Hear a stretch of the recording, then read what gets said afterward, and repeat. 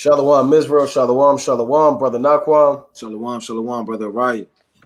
Shabbat, well, I was gonna say Shabbat Shalom. Monday Night Fire, giving our honor and glory to Yahweh by Shema Mashiach Ramalak Yabushai. Double honors to the elect elders of the house of David that's been in this truth for decades and decades, patiently waiting for the second coming of Yahweh Shai.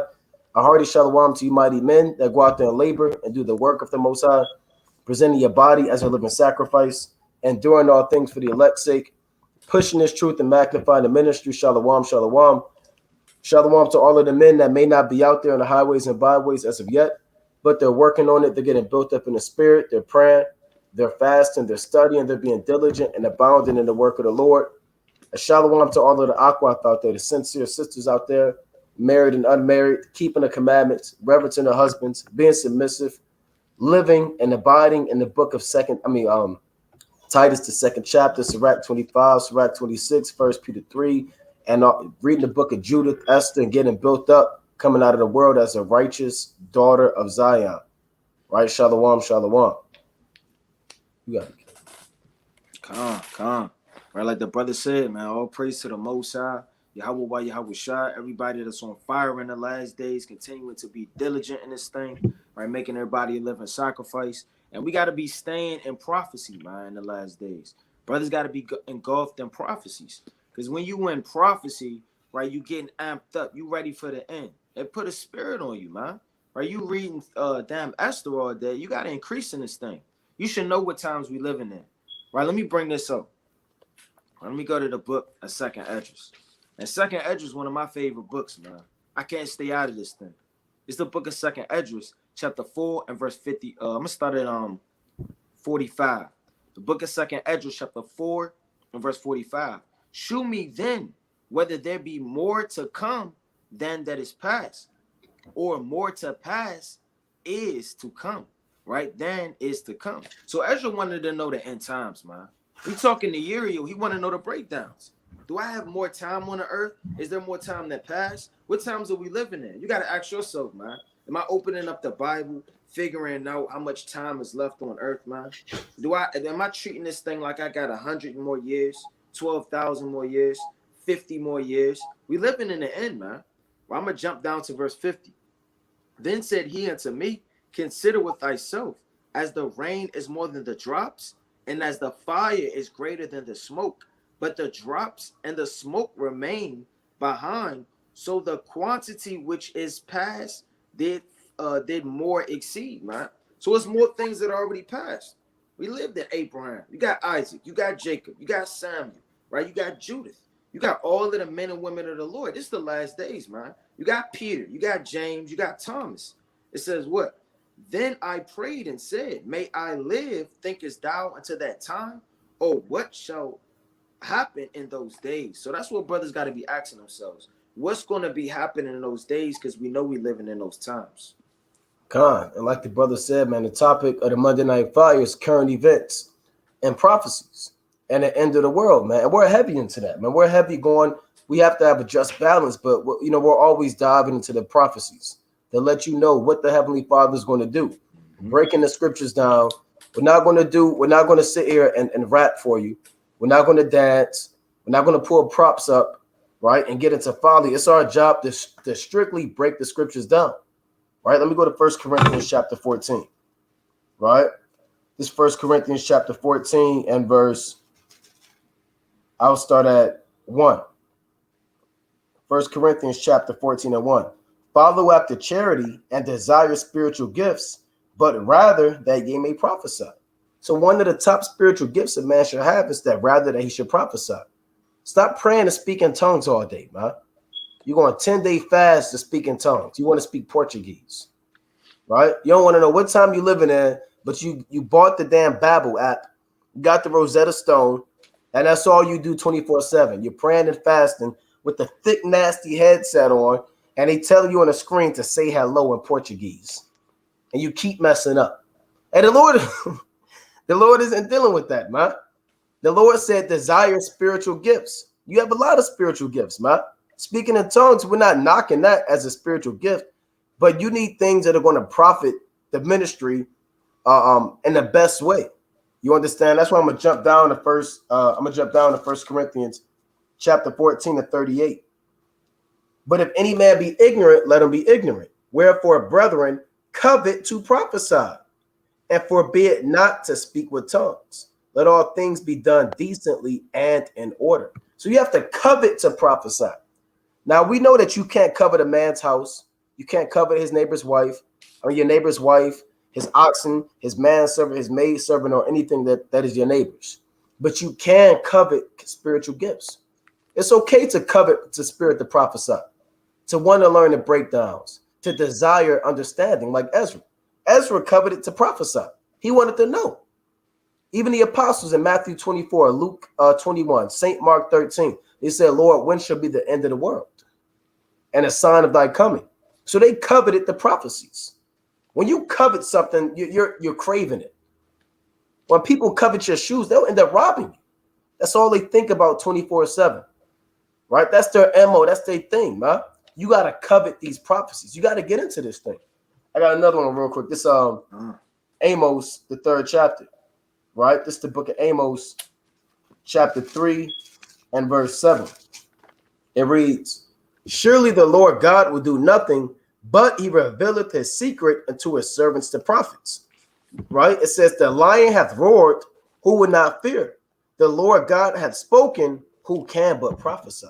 So if the Lord is speaking through volcanoes, earthquakes, he's not speaking meaning he's calling you. That's not what it's talking about. The Lord called you on 3-way with Yahweh Shai, right? And said, well, what do you think about doing today? No, when it says the Lord is speaking, he's speaking right now. Iran just confessed that they attacked the United States base. That's the Lord speaking.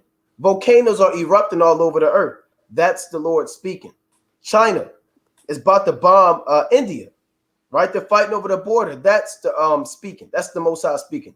You have protests in New York City overtaking the poison, and it's spreading all across the country. That's the Most High speaking. Australia said if China gets bombs Taiwan, Australia said we got America's back. So if the Lord God is speaking, who can but prophesy? You have to prophesy. You have to. If you're a prophet, you're going to prophesy. You're not going to sit around and play the guitar all day, crack your toes, and watch TV. The Lord is speaking, you hearing it, and you giving it to the people. You got it, King. And that's exciting to prophesy, man. Right. That's real exciting to know what's going to happen before it happens and prophesy that through the Spirit, right? This is the book of 2nd Esdras, chapter 10 and verse 34. Then said I, speak on, my Lord, in me. Only forsake me not, lest I die. So Ezra was saying, look, don't forsake me. I need to know these visions. I need to know these breakdowns. He said, or else I'm going to die, man.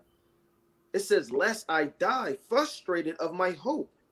For I have seen that I know not, and hear that I do not know. So he's seeing all these visions. He want the breakdown. He want the interpretation. He said, lest I die frustrated. Lest I die without hope, man. That's how brothers got to be. Shouldn't be something you read and go over the top of your head. Oh, I don't know. I guess I just not meant to know it. You don't search out the matter. You're not engulfed in prophecy. You're not looking at world news. You're not reading. You're not fasting. You're not seeking the understanding. It says, for I have seen that I know not. And that's a lot of people. They may see things, but they don't understand. And well, guess what? The Lord has the answers. Like the brother said, all these different nations, their conspiracies, the damn bombs, their nukes, all the things that they're creating and going on right now, you may not understand it, but guess what? You go into the Bible and you get the interpretation of the thing. Okay, you link that up with that. You go to 2nd Esdras, then you go to Revelation, then you go to Daniel, then you go to Ezekiel, right? You go through all the prophets and you link up the words of the Lord. It says, or is my sense deceived, or my soul in a dream? Now, therefore, I beseech thee that thou wilt show thy servant of this vision. He didn't say it like he didn't care. He didn't say it like, okay, he was late to work, or I'm sorry I was late. No, he said, I'm going to say, you got to read this thing with the spirit on it, man. You can't read it like a nasty, sneaky white man. It says, now, therefore, I beseech thee. Sweet begging Uriel, man. Please give me the breakdown. That thou shew thy servant of this vision. You got to ask yourself, are you beseeching the Lord to understand these visions and crying out for them like our forefathers did? If you're not, hey, the Lord not going to give it to you, man. You got to cry and damn thirst and hunger after the breakdowns and knowledge. And let me get that in Proverbs, the 2nd chapter, real fast. Or else it's not going to jump in your lap, man. You're not going to wake up and know all of the breakdowns. It's not going to happen like that, man. It's only one way for you to get it. It's the book of Proverbs, right? Chapter 2 and verse number 3. Yeah, if thou criest after knowledge and lifteth up thy voice for understanding. A lot of people crying because the damn Lakers lost, man. They crying after folly and madness, but nobody's crying for wisdom, knowledge, and understanding. If thou seekest her as silver and searcheth her as for hid treasures, then shalt thou understand the fear of the Lord and find the knowledge of God. And that's all of the prophecies and breakdowns from old. I had a quick precept. This Ecclesiastes chapter 8 and 1. Who is as the wise man, and who knoweth the interpretation of a thing? A man's wisdom maketh his face to shine, and the boldness of his face shall be changed.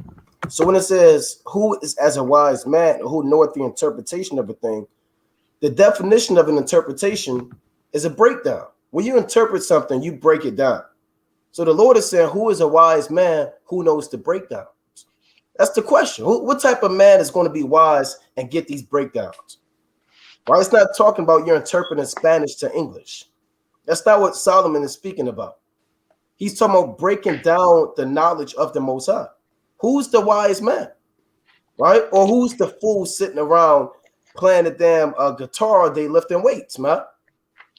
Right? You got 2 dumbbells in your room and a guitar and an Xbox, and you sitting on your bed trying to be a rock star, right? You can't be like that in this thing, man. Who's the wise man? What man, like the brother said, is crying after knowledge? I mean, literally crying because he can't get it. I mean, tears.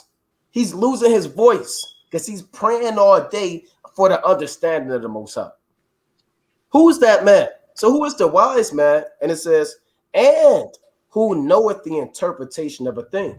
Now, the definition of an interpretation, it says, right, the action, you can look this up, right? The action of explaining the meaning of something. Expound, these are synonyms. Explanation, right? Examination. The deciphering. So when you do the breakdowns, you're deciphering the scriptures. Right? When you interpret the scriptures, you're expounding upon it. You're giving the people the sense. Like it's in your Nehemiah 8 and 8. It says, let me get that real quick in Nehemiah. Right? It says they read in the book of the law of God distinctly and gave the sense. Right? This is the book of Nehemiah, right? Chapter 8 and verse 8. It reads, it's like Nehemiah 8 and 8. So they read in the book of the law of God distinctly and gave the sense and caused them to understand the reading. So you got to get the interpretation. You got to get the sense of this thing. You got to feel it, man. So that's why the brother go to 2nd Ezra 9, 2nd Ezra 5.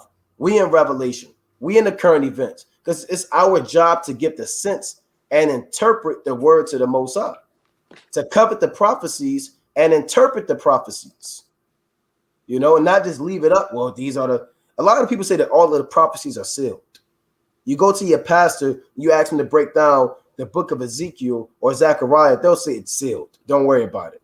The Lord sealed all that up in the ancient times, my son. Don't worry about it. Then the Lord said in Revelation 21, let me get one more real quick. Right?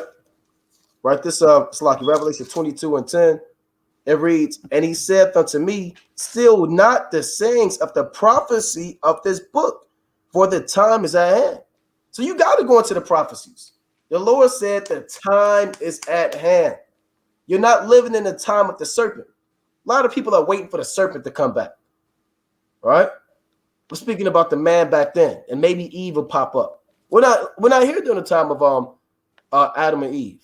I know certain brothers are still waiting on Moses to come down from Mount Sinai with the tent, with the tables of stone. So you know their mind is bad, right? They're waiting for Nehemiah to come back to build the walls of Jerusalem. You got to know what time you're living in, man. The Lord said, Seal not, meaning open up the scriptures, open up the breakdowns and the understanding. Seal not the sayings of the prophecy of this book, for the time is at hand. So you can't get around it. I mean, you have to go into the prophecies. If you're not going into it, you're sealing up the book. And especially if you have the understanding. If you have the understanding and you're not going into it, and the Most High is going to get up with you, man. And I'm not talking about getting up with you and checking on you, man, on your health. I'm talking about destroying you and pleading against you with fire and brimstone. You got it, King. Come. All right, it's the book of Ecclesiastes, chapter 12 and verse number 9. And moreover, because the preacher was wise, he still taught the people knowledge. Yet he gave good heed and sought out and set in order many proverbs, man. Right? So there's many proverbs, many wise sayings, many things brothers have to set in, man, in order and look at this thing and figure out the matter, man. The Lord didn't write all of this for us to just look and then just look into it for 3 seconds and close the book, man. Why I don't get it. Knock the dust off of it for 3 seconds and go back to playing the game, man. There's many wise parables. It say the preacher sought to find out. So you have to seek to find out these things. And Solomon's the wisest man. How much more us, man? He sought to find these things out. The preacher sought to find out acceptable words, and that which was written was upright, even words of truth. Right? So we seeking in the last days the words of truth, man. We're not in Islam, right? We're not in damn Egyptology. We're not in Christianity. We seeking the deep, dark proverbs and the words of truth, man. So if you really call yourself a servant of the Lord, you know, a handmaid of the Lord, a servant of the Lord, you understand, a prophet, an evangelist, or whatever you want to call yourself in this thing, you will be occupied in the prophecies and parables of the Lord, man. And we're going to get right into it, man. So this is the end times, current events. So am I breaking up? Can you hear me? Con, I can hear you. Okay, Con. So we're going to deal with the current events. So we got a few current events we want to go into. We're going to pull them up one at a time, right? So here's the first thing. If brothers have been watching, and you have to watch, right? Part of being a servant is watching, right? So this is right. Is this showing? Can you see it on the screen? All right. So right now, as we speak, emergency workers. This is 4 hours ago. Like I said, we're like the spiritual news reporters, man. You may have breaking news, and when you watch that, there was a damn folly movie back in the day. It was some with the news anchor. I can't remember what it was, but you had the guy playing the news anchor. And these news anchors, they in that movie and in real life, they rush to see who can break ground at that site first and be on location and explain the breaking news. They literally fight for that. Fox News and ABC News, the damn vans are speeding to get to the fire and explain it so they can get the report and get the credit for it. Right? These reporters are more on fire than brothers in the truth. You have to literally hunt these things down and report these things, man. Not for a salary, not to move up in the journalism world, but to move up in the eyes and the knowledge and the grace of Yahweh Shah. Right? So we're like the spiritual news reporters, man. Right? So we're going to go through this from Newsweek. And Salaki, I think that was Bruce Almighty. No, it's Anchorman. Okay, come. Remember Anchorman with Will Ferrell? Yeah, Bruce Almighty was he tried to be Noah? One of them. He tried to be somebody. But this is from newsweek.com. Emergency workers. Now this is from October 25th. Today's the 25th.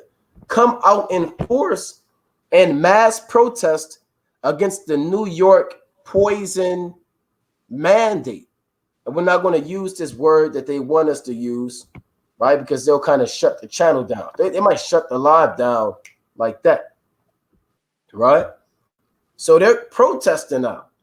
And we said that was going to happen. We told you what's happening in Australia. This is months ago. What's happening in France? What's happening in the UK? We told you it's coming to America. And this is just the beginning. This has all been orchestrated by the so-called white man. This is not just, we were just talking about it before we did we started the live. The so-called white man has orchestrated this, man, to a T. He plans these things decades in advance. Right? So it says emergency workers come out in force and mass protests against the New York poison mandate. Now, if you don't know anything about the mandate, while that loads up, right? New York City, which is the top testing ground of Babylon the Great, says what? Expands a poison mandate to all public employees. Eliminates test out options. You see that? What the test out option is, you get tested every week to see if you got it or not. That's the test out option. Certain jobs, they may say, look, you don't have to take it, but you have to get tested every week or every other week, and you'll still be able to keep your job. But now they say, look, no more getting tested. Either you get it and you'll keep your job, right? Or you don't get it and you may be broke and you may starve and be homeless, right? So they have essentially put a lot of people into a corner, man. It says starting Wednesday, New York City employees will receive $500 in their paychecks if they get their first shot at the city-run site. You know? So a lot of people, man, I know a lot of brothers in the truth, they even said they had to kind of leave their job. So it started in New York City, but we know it's going to expand. It's going to go from New York, then it may hit what? It may hit D.C. Then from D.C., they may say, okay, L.A. Then from L.A., it's going to be Houston. Houston and Chicago. Chicago, Philadelphia. Philadelphia, Detroit. And all these protests are going to be all around the world, all around America. And they may have to enforce so-called martial law. So this is just the beginning of the sun setting on Babylon. And I got a precept, right? This Psalms, right? This Psalms chapter 64 and verse 1, right? This Psalms chapter 64 and 1. It reads, "Hear my voice, O God, and my prayer. Preserve my life from fear of the enemy. Hide me from the secret counsel of the wicked, from the insurrection of the workers of iniquity, who whet their tongue like a sword and bend their bows to shoot their arrows, even bitter words." Now, that's warfare, right? They're shooting bitter words at you like an arrow to pierce you, saying you have to get this. And a lot of people are going to get it, man. They're going to say, look, no question, I'll get it. A lot of brothers who know the Israel, Lord forbid, but they may get it because they're going to miss out on that money. Their women, they need that latest dress, right? Their son, he got to keep up with the Joneses. He may need them Jordans, right? You need your car insurance paid. You refuse to take the bus and the train, right? So you need that money. You're not going to deny your job. A lot of Babylonians, you inhabitants of the earth, you glorify the society and the money, so you're going to make this decision easily. But a lot of men, other Most High, who believe in this thing, you're not going to go for it. You know? Come, let me get in there. It's the book of First Maccabees, right? Chapter 2 and verse number 27. And it says, "And Mattathias cried throughout the city with a loud voice, saying, Whosoever is zealous of the law and maintaineth the covenant, let him follow me." All hell was breaking loose, man. Right? When you read First and Second Maccabees, man. We're not bowing down to the so-called white man. We're not damn jumping with what he's enforcing, man. We're not going to bow down. A Mordecai didn't bow, man. When you read the book. Hey, man, you got to get into this thing. The men of the Lord not going to bow down to whatever Esau is saying. His philosophies, what he's pushing, all of these sticks and beast things. It says what? "So he and his sons fled into the mountains." Hey, man, you may have to leave your job. You may have to leave your house. You may even have to leave your city that you're living in, man. It's going to get rough out here. Stop thinking that these days are so far away, man. The more you are in world news, the more you'll understand how it's knocking at the door, man. You got them shut down. They shutting down people in Australia, right? All Right. hell breaking loose, man. You got to know these things. All of these things are in all of these different places. What you think is just going to be safe in Babylon? Not a hair is going to fall off anybody's head in Babylon. It's just going to be throughout the four corners. No, these things are speedily making their way, man. It's already some of these things are in New York City. So, hey, look, the men of the Lord, they fled into the mountains and left all that they ever, and left all that ever they had in the city. So you're not going to look back. When it's time to leave, man, and when I mean leave, I mean at a drop of a dime, man. You might have to do what you got to do and be a pilgrim on the earth, man. You're not going to be sitting up there trying to take your trophy when you won the Little Leagues, man, in 2002. You're not going to worry about grandma's damn picture album, man. You're going to get the hell up out of there, man. You're going to grab your sword. You're going to throw up a prayer, and you're going to put your trust in Yahweh while Yahweh Shai, man. It says what? Then many that sought after justice and judgment went down into the wilderness to dwell there. Both they and their children and their wives and their cattle, because afflictions increased, soar above them. So look, the men and women and children of the Lord, they got the hell up out of there, man. They trusted in the Lord. Now, it was no fortress that they were going to. They didn't even know where they were going. Guess what? They fled, man. They had to get up out of there. It's not going to be comfortable in those days. Stop thinking it's going to be a fort and it's going to be a fireplace and it's going to be a sleeping bag.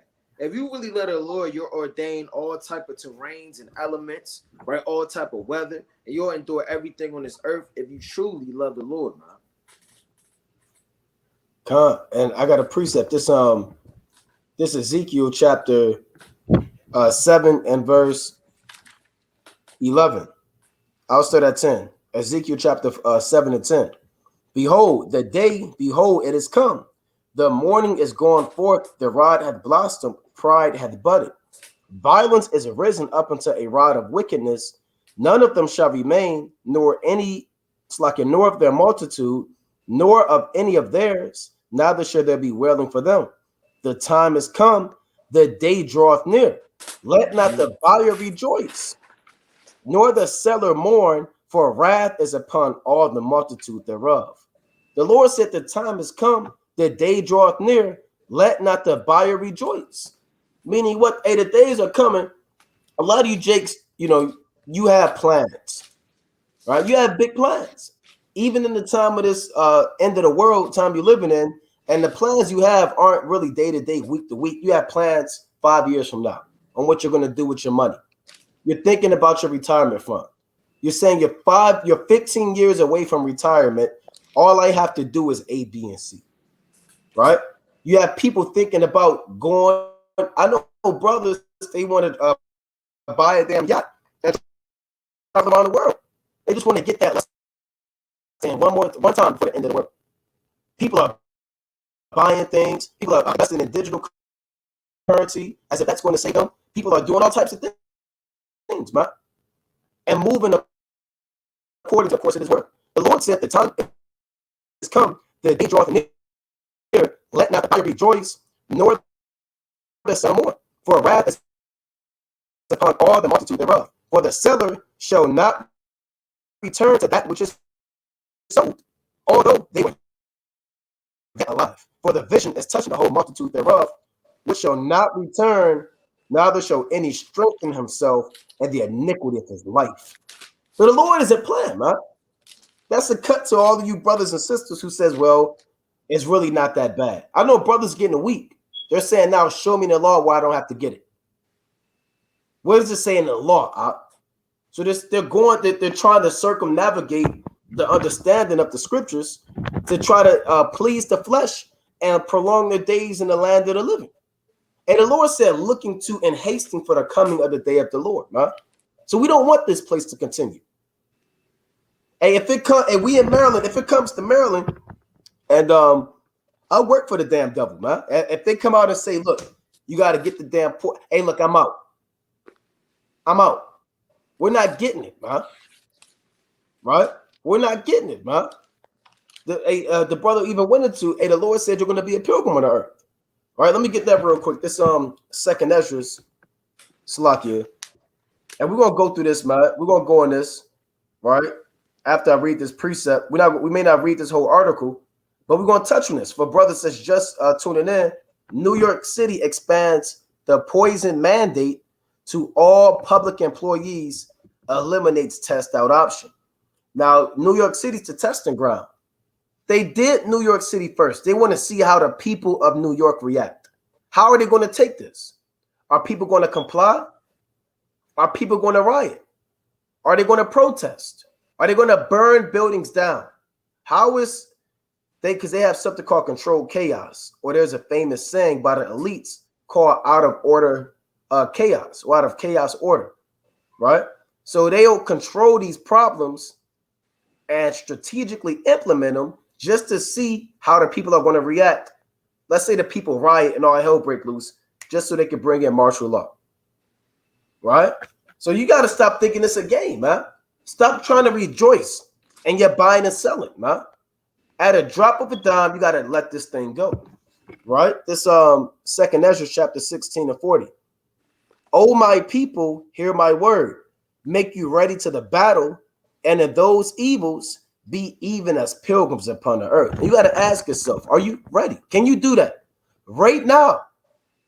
Why the jakes you sit in your lazy boy with the cup holder and the automatic recline, and you got that hat on, that nasty hat with the 2 beer cans connected to it, right, and a straw that go down to your damn mouth, and the number 1 finger, the foam finger, right? Cheering on your favorite team. You can, and your Bible sitting somewhere in your damn bed on a nightstand. You're not ready to let this place go, right? You're living good, right? You got the nice car, right? You got your damn stimulus so-called check. You're receiving unemployment and all types of government assistance. Right now, you're spending things that you never spent before. You're buying things you never thought that you would buy. So you're not ready to let this place go.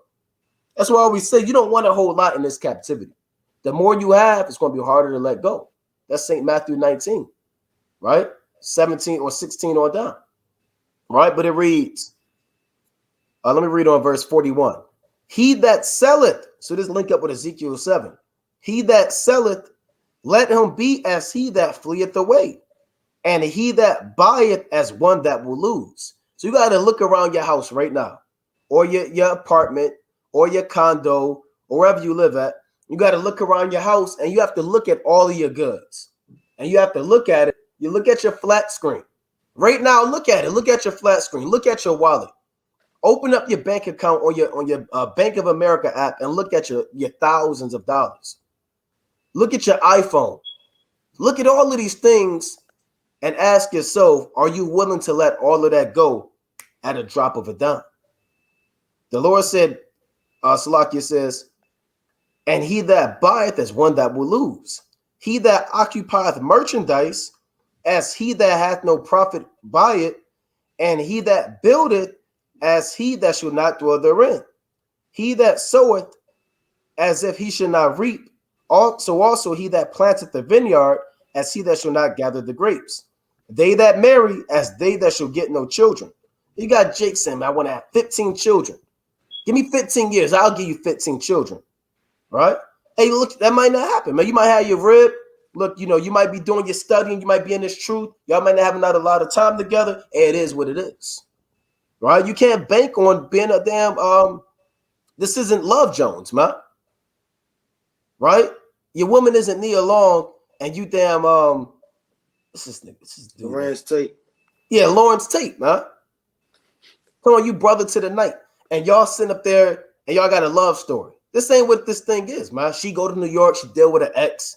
She kind of come back, right? You kind of dealing with your woman on the side. This ain't what this thing is, man. The Lord said, he that marry, it's like a they that marry as they that shall get no children, and they that marry not as those. Here's the point. And therefore they that labor in vain. So never put your trust in the system, huh? All of your labor, guess what? You're going to have to leave it like that. It says, for strangers shall reap their fruits and spoil their goods, overthrow their houses, and take their children captives. For in captivity and famine, they shall get children. See that? So you got to look, like I said, you got to look at all this stuff and say, are you willing to let this go? Or are you sweating when I gave that statement? A lot of brothers started sweating. You started looking at it and biting your nails and getting nervous and calling your financial advisor, trying to get him to stop the prophecies. Your accountant and financial advisor can't get you to stop the prophecies, man.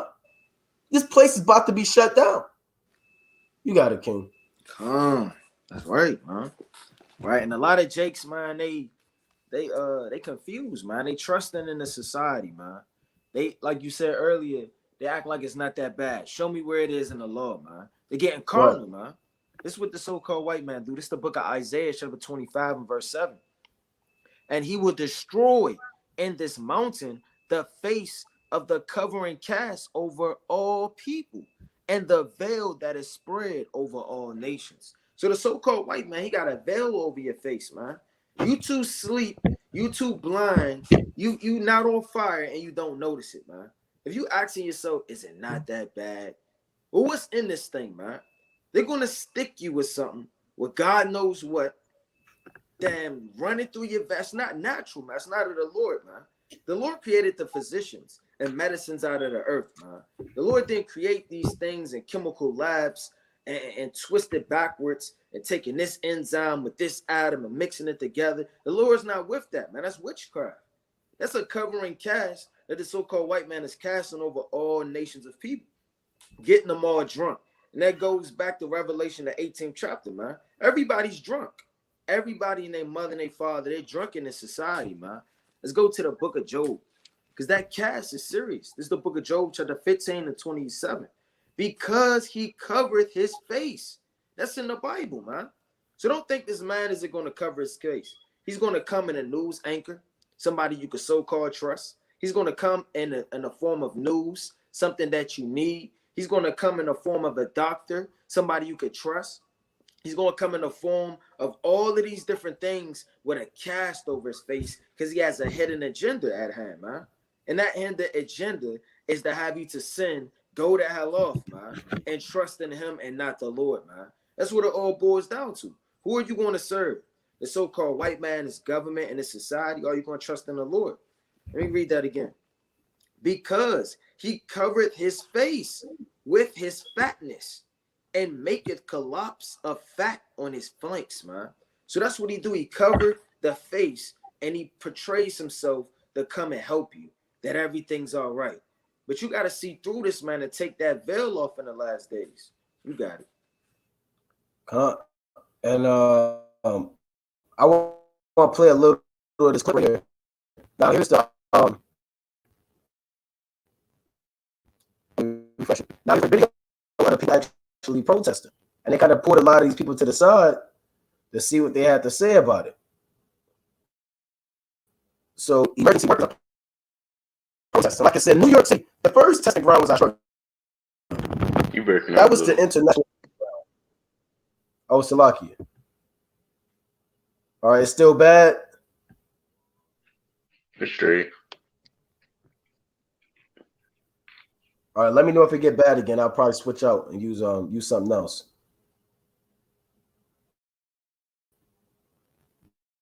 Right, so, bear with me. Brothers, hear me? It just goes in and out sometimes. All right, like, hold on. You got it real quick. I'm gonna pull this up. I'm gonna pull out this the book of Luke. It's like, yeah. Whoops. Luke chapter 12, verse 21, similar to what the brothers was bringing out. You'll want to hold on to the things of this world. All right. Brothers holding on their laptops, the fancy articles of clothing that you purchase for $200. No, who give a damn? Let me bring this out real quick first. Since I mentioned the articles of clothing, this is the book of Sirach, chapter 11, verse 4. And it reads, boast not of thy clothing and raiment, and exalt not thyself in the day of honor, for the works of the Lord are wonderful, and his works are among men are hidden. It's like in his works among men are hidden. All right, so don't be boasting in your clothing, neither boast in the things that you own, because all of that is really just dust and ashes. If you're dust and ashes, how much more of the things that you own, and that's in your possession? Khan, you got a yard now. Go ahead. You can finish your point. This book of Luke, chapter 2, Slack 12, verse 21. Let me see. So he that layeth up treasure for himself and is not rich toward God, and he, Slack, I'm going to start up a little bit more. Luke chapter 12, verse 16. And he spake a parable unto them, saying, the ground of certain rich man brought forth plentiful. And he thought within himself, saying, what shall I do, because I have no room where to bestow my fruits? Right? This man got comfortable. He got relaxed. You understand? Yeah. Verse 18. And he said, this will I do. I will pull down my barns and build greater, and there will I bestow all my fruits and my goods. And I will say to my soul, soul, thou hast much goods laid up for many years. Take thine ease, eat, drink, and be merry. Right? A lot of Jake, they move in the same mentality. Right? They tell themselves, all right, well, look, I got a game plan. I know what I'm going to do. I'm set for the next 5 years. All of that can come to naught. But let me continue. Verse 20. But God said unto him, thou fool. So the Most High called him a fool, straight up and down. He's not giving him a compliment, right? He's telling him he's going off, right? By saying, thou fool, this night thy soul shall be quiet of thee. Then who shall those things be which thou hast provided? All the things that you stored up and you got, whose is it now, now that you away from the land of the living and in the spiritual world? That's why I brought out earlier in Sirach 11:4, boast not in thy clothing. All of that is dust and ashes. Right? If you dust and ashes, soil your clothes, your phones, your watch, right? The TV that you just mounted, it's all dust and ashes. You understand? And bring out another precept. This book is Ezekiel chapter 13. Before I get them to get Revelation, because what Esau do is they're that dragon that pushes out all that water out of their mouth. But let's not talk about it. Let's be about it. Revelation chapter 12, verse 15. Slack it 15. Yeah, 15. And the serpent cast out of his mouth water as a flood after the woman. That woman is Yasharallah. That's Israel. All right. That he might cause her to be carried away of the flood.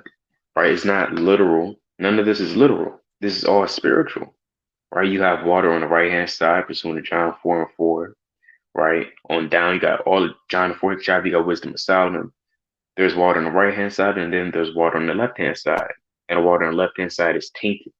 It got that damn micro shrimp, you know? You got all that filthy, toxic stuff in it.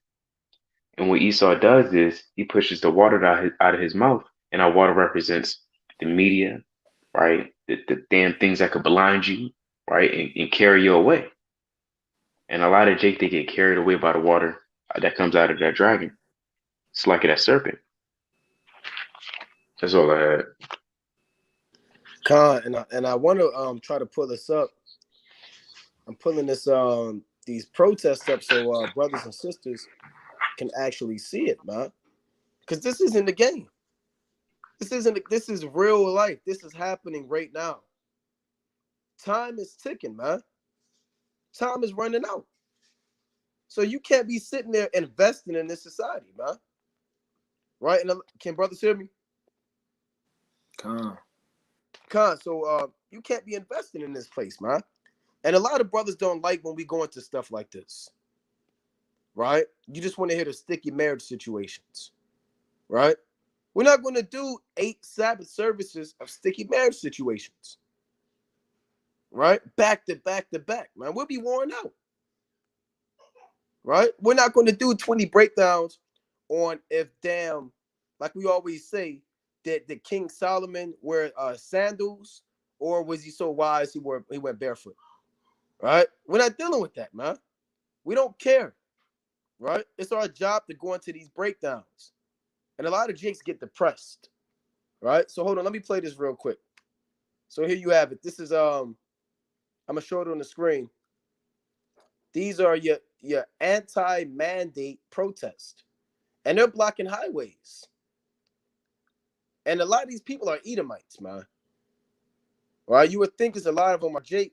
What's going on?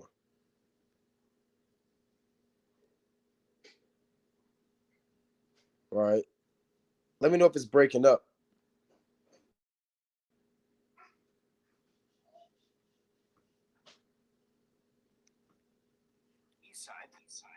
Protesters laid down at the FBI between 8:30 and 9.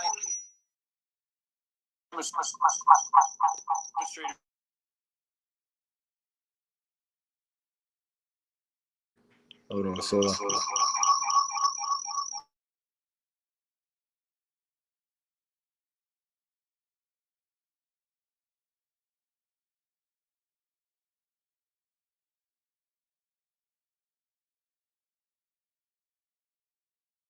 You on mute, Ken? all right,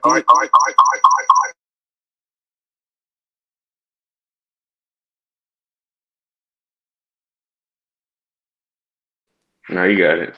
Con. All right. Now you got it. Go ahead. This song. It's the book of Psalms, chapter 70, verse 1. You know, Esau is seeking after our soul, right? It's not, the dog that's chasing you. It's not your op, right? Esau is the one that's really chasing after your soul because he wants to destroy you. After all, he said, let me put that out real quick. That's Revelation. What happens in America, Babylon, right? They do a lot of trading, importing, and exporting. But let's get specific. This is Revelation chapter 18, verse 1. The souls of men. Oh, here we go. This is Revelation chapter 18, verse 11. Okay. I'll jump to 13. I'll start at 12. The merchandise of gold and silver and precious stones. So I'm going to start at 11. And the merchants of the earth shall weep and mourn over her, for no man buyeth their merchandise any more. The merchants, it's like the merchandise of gold and silver and precious stones, and of pearls and fine linen and purple and silk and scarlet and all thine wood, all the manner vessels of ivory and all manner vessels of most precious wood, and of brass and iron and marble and cinnamon and odors and ointments and frankincense and wine and oil and fine flour and wheat and beasts and sheep and horses and chariots and slaves and souls of men.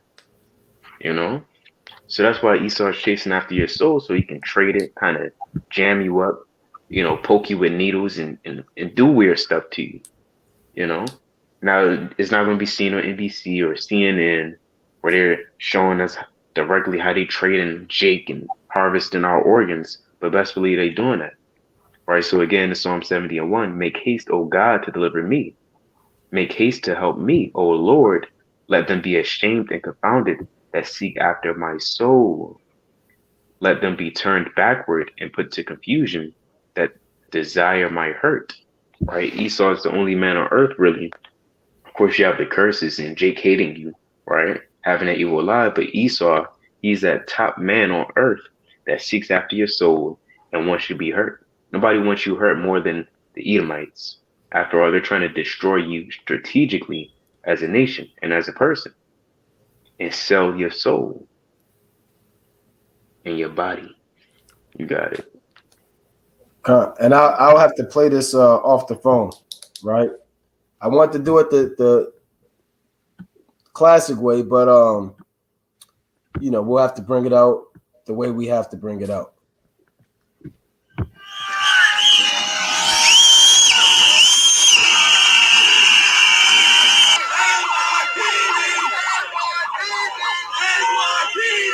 Now, hold on. They're saying NYPD.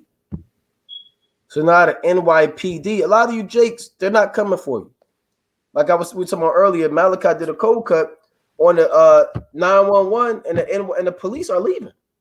The police are leaving at a phenomenal rate. Even in Chicago, it's like 50 or 5,000 police officers are leaving. So you might be in a neighborhood and they told them get ready for crime. They said expect crime to skyrocket. And that's to a violent man and an evil man, that's sweet music to their ears, man. Oh, the police ain't coming around. Domestic abuse is going to increase. Rape is going to increase. Theft and larceny is going to increase. Pride of evil men is going to rapidly increase. But a lot of these police, they're going to be leaving. And the fire department. Buildings are going to be on fire. Nobody's going to come to put it out. People are getting raped in the alley. The police aren't coming anymore. People are going to take, and this is all set up. People are going to take complete advantage of what's going on the earth in the last days, man. You got a yard down. It's a little more than that. You got it, King. No, you got it. I just had a link after you was done regarding this and the police. Now, real quick, they said Sam Bradley said in Seattle they robbed a business, and no police came. See that? So stop expecting the police to come in the future, man. They're not coming to save you. 911, you might get that deadline that just straight, you get that damn and so-and-so and so-and-so. It's no longer in service. And you got to deal with it. You got a lot of stuff. You got to figure this out yourself. A lot of you people, you call the police because you can't open up a jar of mayonnaise, right?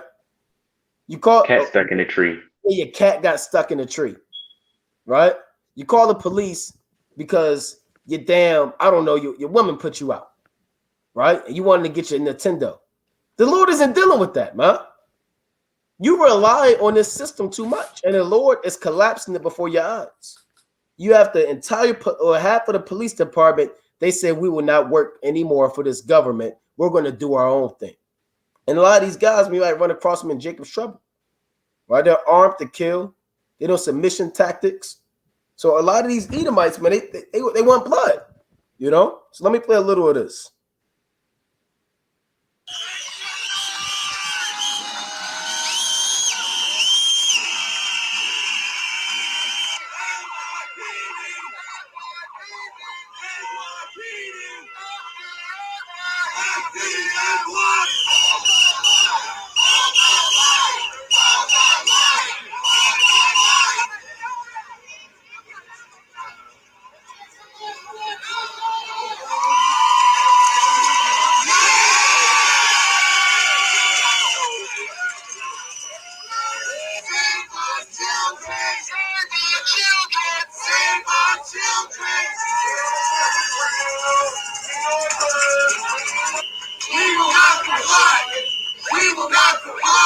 City workers come from a wide spectrum of backgrounds and hold many different beliefs. But together, we, the workers, are the people that make New York the amazing city that it is.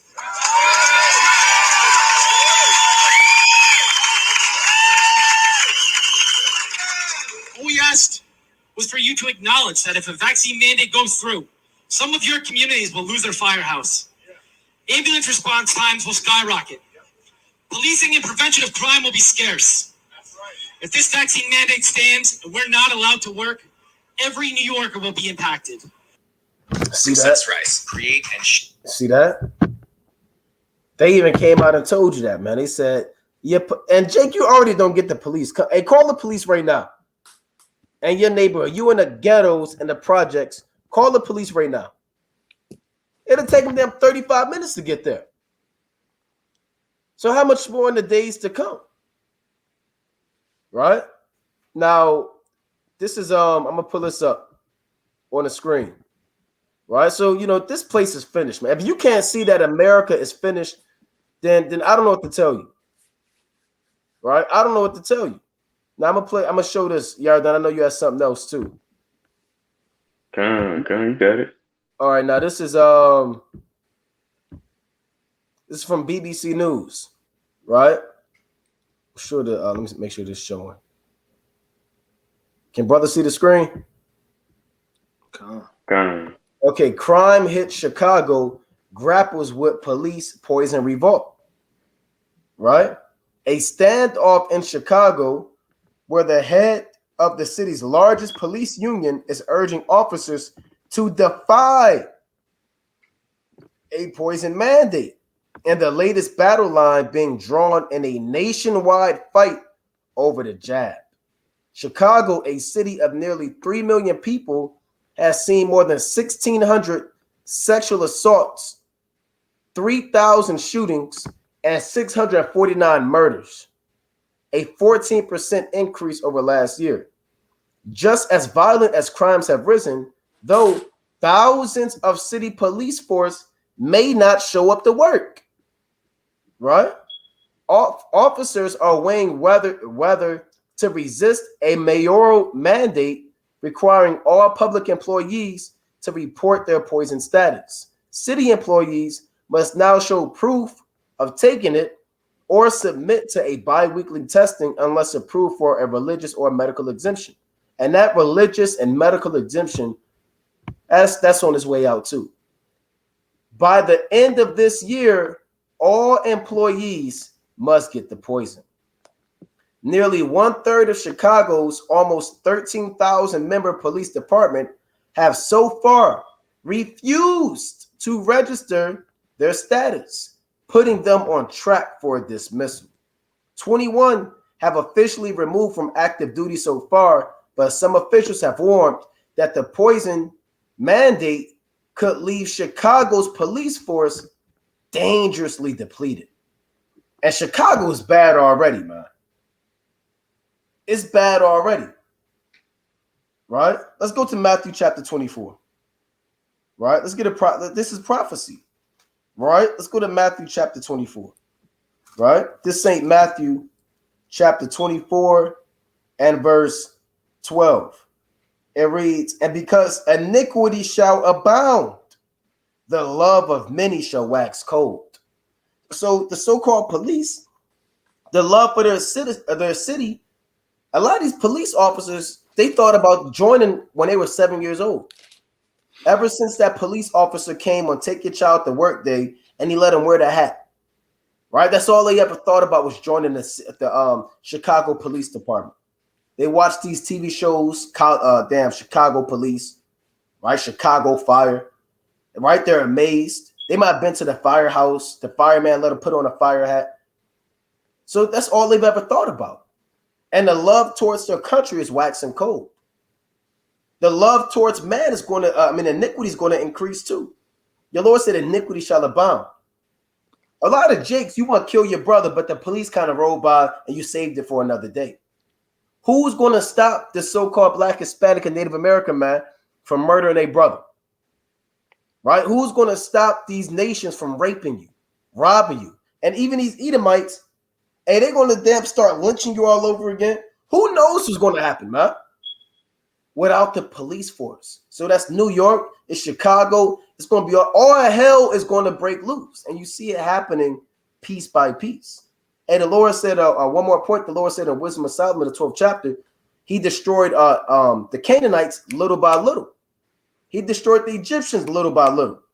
And now he's destroying America little by little. The buildings are falling apart. It's wildfires all over the earth. These are the plagues on modern day Egypt. You got it, King. Con, you had some Yardan? Con, I got an article that links up with what we just brought out, and it pertaining to this article in the video. All right, did you want me to pull it up? Did you send it to me or send it? Con, I sent it via Twitter. All right, let me pull that up. So, all right, because it's getting bad. Oh, go ahead, King. Go ahead. I'll pull it up. It's getting bad out here. It's getting terrible, and it's going to get worse. All right, it's going to be like a nightmare, even worse. We all experienced a nightmare, and you kind of wake up in cold sweat and your heart beating pretty fast. Imagine that, but damn near every other day or every day at night when you hear a whole bunch of banging at your door. You don't know what to do, and you're in the corner. You got kind of, in a, what do they call it, in a beetle position. You're about to jump out your window. Your first step is to, let me call 911, but it's going to be too late. Maybe your second step is to, maybe I'll call my friend Jojo. No, he's the one that's banging on the door trying to get in. You about to say something? No, I'm pulling this up. Oh, God. But yeah, like the brother said, man, evil, that's why the Lord calls this the evil time. This is called the evil time. The days of evil are at hand. And if you don't take heed to the prophecies and the destruction, you're definitely going to be caught out there. It's not a matter of if, it's a matter of when. Hey, I told my so-called boss. I said, you heard about the delays on the phones and how all the ships kind of standing still at the moment. He said, "What? What do you mean?" And I literally just kind of shook my head. Like, see, you hear about that, huh? He said, "Nope, I ain't hearing about nothing." And he started talking Wow. about his family. He started talking about his family, and I said, "What do you want me to do about that?" I'm telling you about what's happening, what's about to happen. Not that I was warning him as if as if he could be saved, but you know, you know, damn captivity, Right. stuff come up. Now, this what you had, y'all. Now, Florida recruiting police officers, regardless. It's like in Florida recruiting police officers regardless of poison status. Right now, this is on Twitter. This is why we tell Israel, you don't have to get social media for folly, but if you do get it, follow a lot of the whistleblowers, news stations here and there, using discernment, you'll find that there's a lot of information that's being pushed out, right? That's not going to come, that won't commonly be viewed on, Fox News or whatever. But if you follow those right informations and right sources, so like, yeah, you will see a whole lot of information and what's happening in the world. You trying to scroll down a little bit more? Huh. Baba Kashar. There you go. In the All right. first It says paragraph, it tell Florida. you Florida Governor Ron DeSantis wants to pay $5,000 to law enforcement officers who move to Florida, while not specifically trying to legislation to officers who refuse the bee sting. Slovakia. DeSantis noted on Fox News that thousands of officers could lose their job due to the bee sting mandate. Thousands.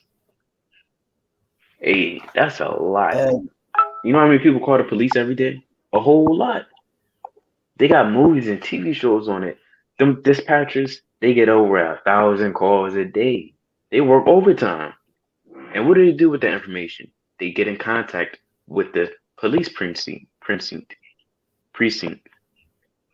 And you got to call over here on West 3rd and Jefferson, whatever the case was.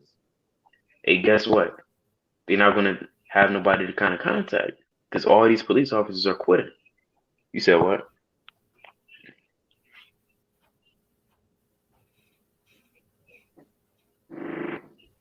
You were saying something? no, go ahead. Oh, you trying to score down a little bit more, Baba Sure?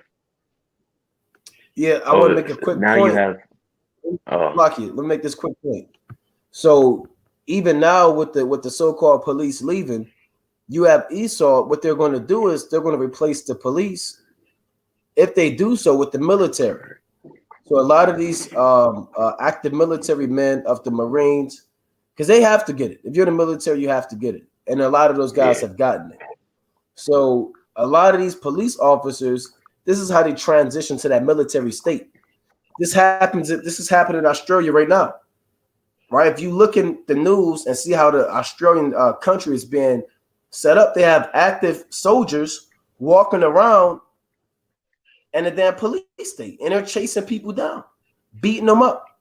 Right now, somebody's getting beat up in Australia, right, for not getting it. So a lot of these police officers, they're going to be trained to kill and round you up and throw you in these damn camps. And if you don't get the poison, and like they said in Australia, they said there's two classes of people now. There's no upper class and middle class, right? All it is the people who got it and the people who don't got it. That's how they're looking at you now. Like back in the 60s, it was colored only and whites only. Now what is it?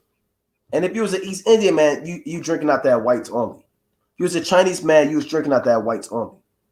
Right? That's how it is now. If you got the poison or if you don't got the poison. That is what it is, man. You got it.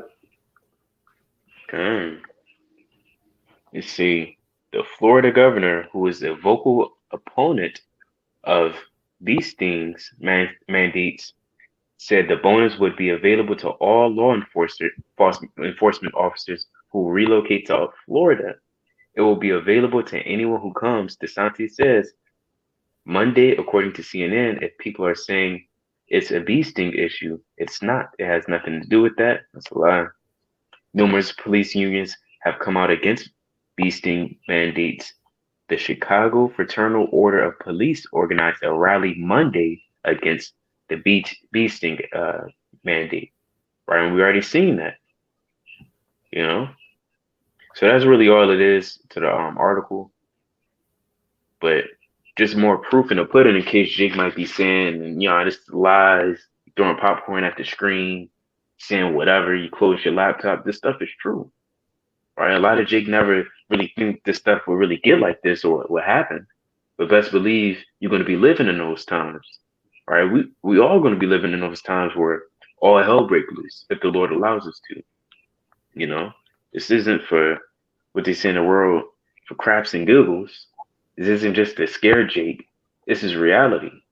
This is prophecy. That's what brothers was bringing out early in the beginning. All of this is prophecy. This goes back to 2nd Ezra. This goes back to Jeremiah 30. Right? This goes back to the Gospels. Look at it. And that's going to be Jake. That's going to be you. That's going to be you. You're getting scared right now trying to figure out, should I get it or not get it? And you're telling yourself, I'll get it. Maybe the Lord forgive me. I'll just repent. Yeah, all right, brother. Yeah, a lot of Jakes, like we said, a lot of Jakes are going to get weak, man. But let me get this precept real quick. This 2nd Ezra chapter 5, right? And then we got some other things we want to get into, right? But this is 2nd Ezra chapter 5 and verse 2. It reads, now this is tokens or signs of the end of the world, right? It reads, but iniquity shall be increased above that which now thou seest, or that thou hast heard long ago. How is iniquity going to increase? Crime. Crime is iniquity. Sin is iniquity. Violence is iniquity. And all of that is going to skyrocket, man. People are going to prey on that, man. And it's not just the so-called police. Guess what? It's the fire department. A lot of these hospital so-called people are quitting. You damn bust your head. Ain't nobody in the damn hospital except a bunch of rapists waiting on you to come in, right? Hey, a lot of these people who have what are they? Midwives are leaving. Doulas. Doulas, the doctors, the OBGYNs, all these guys, they're leaving. So a lot of women that are pregnant, you're not going to get ready for a lot of home births. When all hell break loose, a lot of home births, rather you're in an alley, you're in a FEMA camp, or you in the damn bed, right? You're not going to be able to go to your hospital and get an epidural. You're not going to be able to get an abortion. It's going to be just babies hanging, because Eve don't want to deal with these babies. It's going to be babies just out in the streets. Fetus, right? Aborted. People are going to be screaming. People are going to be having babies by themselves. No hospitals. It's going to be madness out here. It's going to be absolute madness. It's more than just missiles hitting America. Stop thinking it's just that. That's all it is in the prophecies, just missiles hitting America. You have many things that are going to come to pass. This place has to go down. And we're showing you the timeline and the events of what's happening and linking it up with the Bible that you may receive your proper warning, right? Now, I'm going to read that again. This 2nd Ezra chapter 5 and 2. But iniquity shall be increased above that which now thou seest, or that thou hast heard long ago. So man is going to see things you never thought that you would see before. You're going to hear things you never thought that you would hear before, right? And you're going to have to deny things that you never thought that you would have to deny, just to prolong your days on the earth to see the Son of Man. See that? And the Lord said in Matthew 24, woe unto them that are with child. Right? Let me get that. This is St. Matthew 24 and verse 19.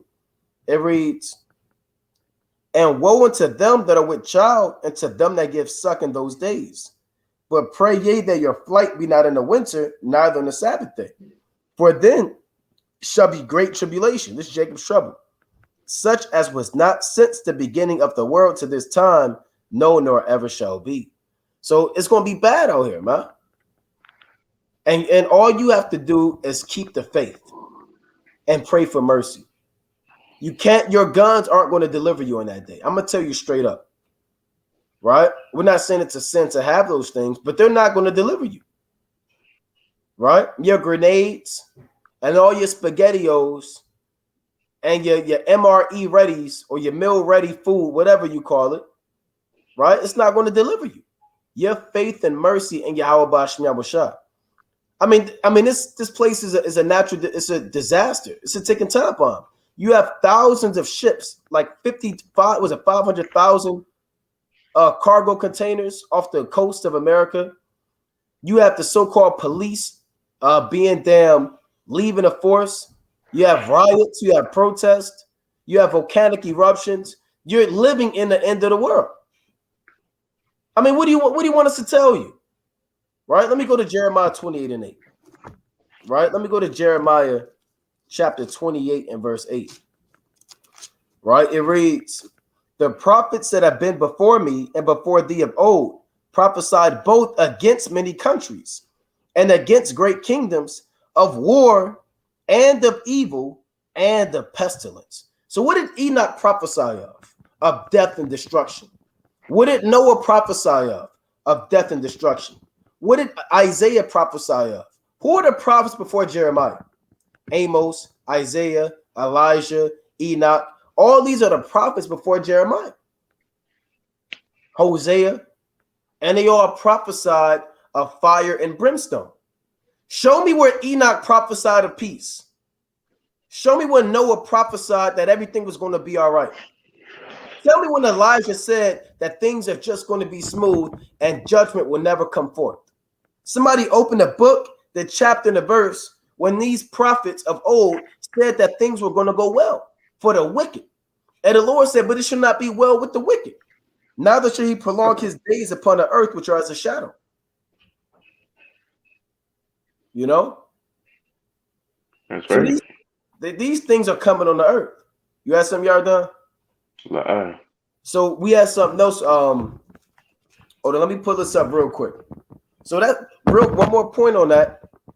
Hey, when that so-called poison comes to your job, rather you work at a warehouse, you got a blue-collar job, rather you're a lumberjack, you on a forklift, rather you're a mechanic, rather you got a corporate desk job, white-collar job, you're an accountant or some type of whatever you do, when they lay down a hammer, and they will lay down a hammer, you're going to have to make that decision.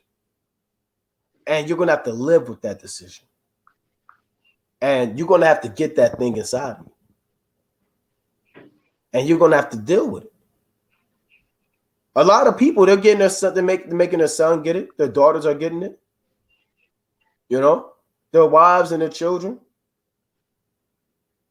So like we said before, we'll say it again, at the drop of a dime, you have to ask yourself, you have to look at all of your belongings, all of your monetary income, all of your worldly possessions, and ask yourself, would you be willing to let it all go right now?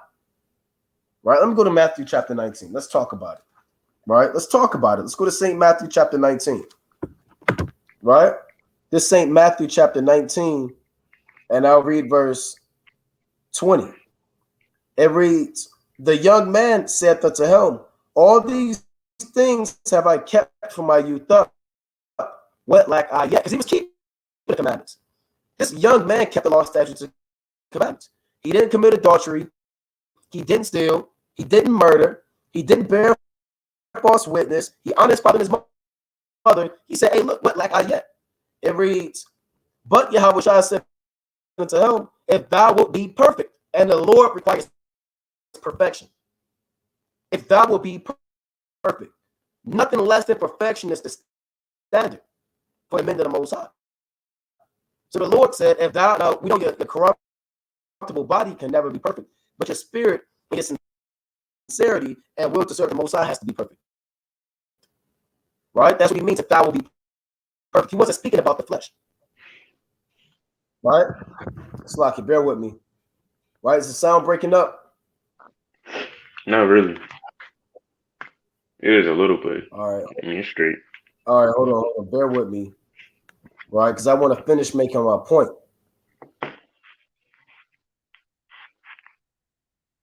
Ain't kind of jammed up. Bring up this precept. This is Psalm chapter 69, verse 1. Real quick. Save me, O God, for the waters are come in unto my soul. Right? And the waters refers to the nations. Right? And they're going to come against us. This is similar to Psalms chapter 70 that I brought out earlier. All right? These nations are going to come and attack us, and they're going to lose their damn mind, including Israel, right? Your own fellow brothers. You got it, King. Yeah, and I wanted to bring this precept out in Matthew 19 and verse 20. So the Lord isn't demanding of carnal perfection, as if you can somehow do so many commandments, and in this life right now you can receive a spiritual body. No, the Lord is going to give you that. He demands your spirit to be perfect. And the Lord said in Hebrews chapter 12 and 23, until the spirits of just men made perfect. Right? But let me read on in Matthew chapter 19. Right? And then we're going to get into man, there's a lot going on in the earth, man. There's so many prophecies coming to pass. There's so much destruction. There's so much signs of hope and deliverance that time is failing us to bring it out. You got it, Yardan. Quick point. I was going to say I kind of get mad when Jake say or don't know what's going on, or have no idea at all. Jake, I didn't know none of that. Well, brother, you got to find out something. Now you may not know every single damn thing that happens, but you got to be in it. You got to want to know. It don't matter if that's not your spiritual gift or whatever. Hey, this is universal, right? This is something that everybody should want to know, because the Lord told you that, right? The Lord said this is going to be the tokens. The Lord said be watchful. You understand? So don't say that's not my spiritual gift. I'll wait until y'all do the cold cut for me. Oh, brother, hold up. You got to do it too. You got to put your foot in it. Right. Yeah, we may not always be here. At any given second, we can give up the ghost, or rather, we could be translated. See that? Mox mix it. I have to get my first thing on when. Look at this. Check this out. I have to get the first jab Wednesday to be fully poisoned by December 8th. No, you don't. Down to the wire. Right? Down to the wire. You don't have to get that. Right? But Hey, they did that in my old job. December 8th. They're giving people deadlines. A lot of people are saying by the 1st of December. Some are saying December 8th. And look, your so-called job may not come out and do it, but you have to be prepared for the worst of the worst. Don't say, I have a nice job. I work for so-and-so. They treat our employees well. We have a softball team, right? They give us off on my birthday, and I have a great pension plan. The Lord don't care about that, man. I want to finish this in Matthew 19, right? Matthew chapter 19 and 21. Yahweh shot. So the man said, I keep the commandments. What lack I yet? Right? It reads, and sister, don't take that. Don't do it. Stay in the faith. Stay strong in this thing. Right? It reads, Yahweh said unto him, if thou will be perfect, go and sell that thou hast and give to the poor, and thou shalt have treasure in heaven, and come and follow me. And he said, sell all that you have. He told him physically to do that. Now you got to sell all that you have. That doesn't mean go on Craigslist and put up your love seat that you got from Lazy Boy for $300, right? Sell all that you have, and you got to let all this go. Let it all go. Let your dreams of being CEO of Amazon, let it go. You want to be they call it the Black Bill Gates, right? Let it go. Jay-Z. You said what? A lot of Jake want to be Jay-Z. Yeah, you want to be Jay-Z of the truth, right? You have brothers saying we got to go to the Pope and say, let us go, right? The Lord isn't dealing with that. We're not going to that nasty, wicked glass box that the Pope is dwelling in, man. So they kind of carry Yeah, him on that thing, yeah, carry something him in like that. that wicked box. Right? It smell like baby breath in there. We're not dealing with that, man. You got to be willing to let it go. Right? So this thing, hey, that's a good precept, right? Matthew 10:8, fear not them which kill the body, but are not able to destroy. Let me read as it is written. Right? That's a good precept. Right? Saint Matthew chapter 10. Right? Saint Matthew chapter 10. And let me say this too, man. Right? A lot of brothers, you have to pray for mercy. Because even Peter said, though all men deny thee, yet will I not deny thee. And the Lord said, hold on, before the cock crow twice, thou shalt deny me thrice. Right? So you can't say what you can and aren't going to do per se. You want to pray for mercy that the Lord put it in your spirit to be able to allow you to make the right decision. Right? Woe unto them that are self-willed and presumptuous. Right? You want to be praying for mercy too. Because even the apostles said they wouldn't deny the Lord, and the Lord made them deny the Lord. Right? St. Matthew 10:8. No, that's not what I want. I want 10 in verse. So I can bear with me.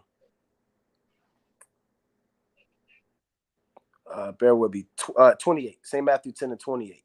And fear not them which kill the body, but are not able to kill the soul, but rather fear him which is able to destroy both soul and body in hell.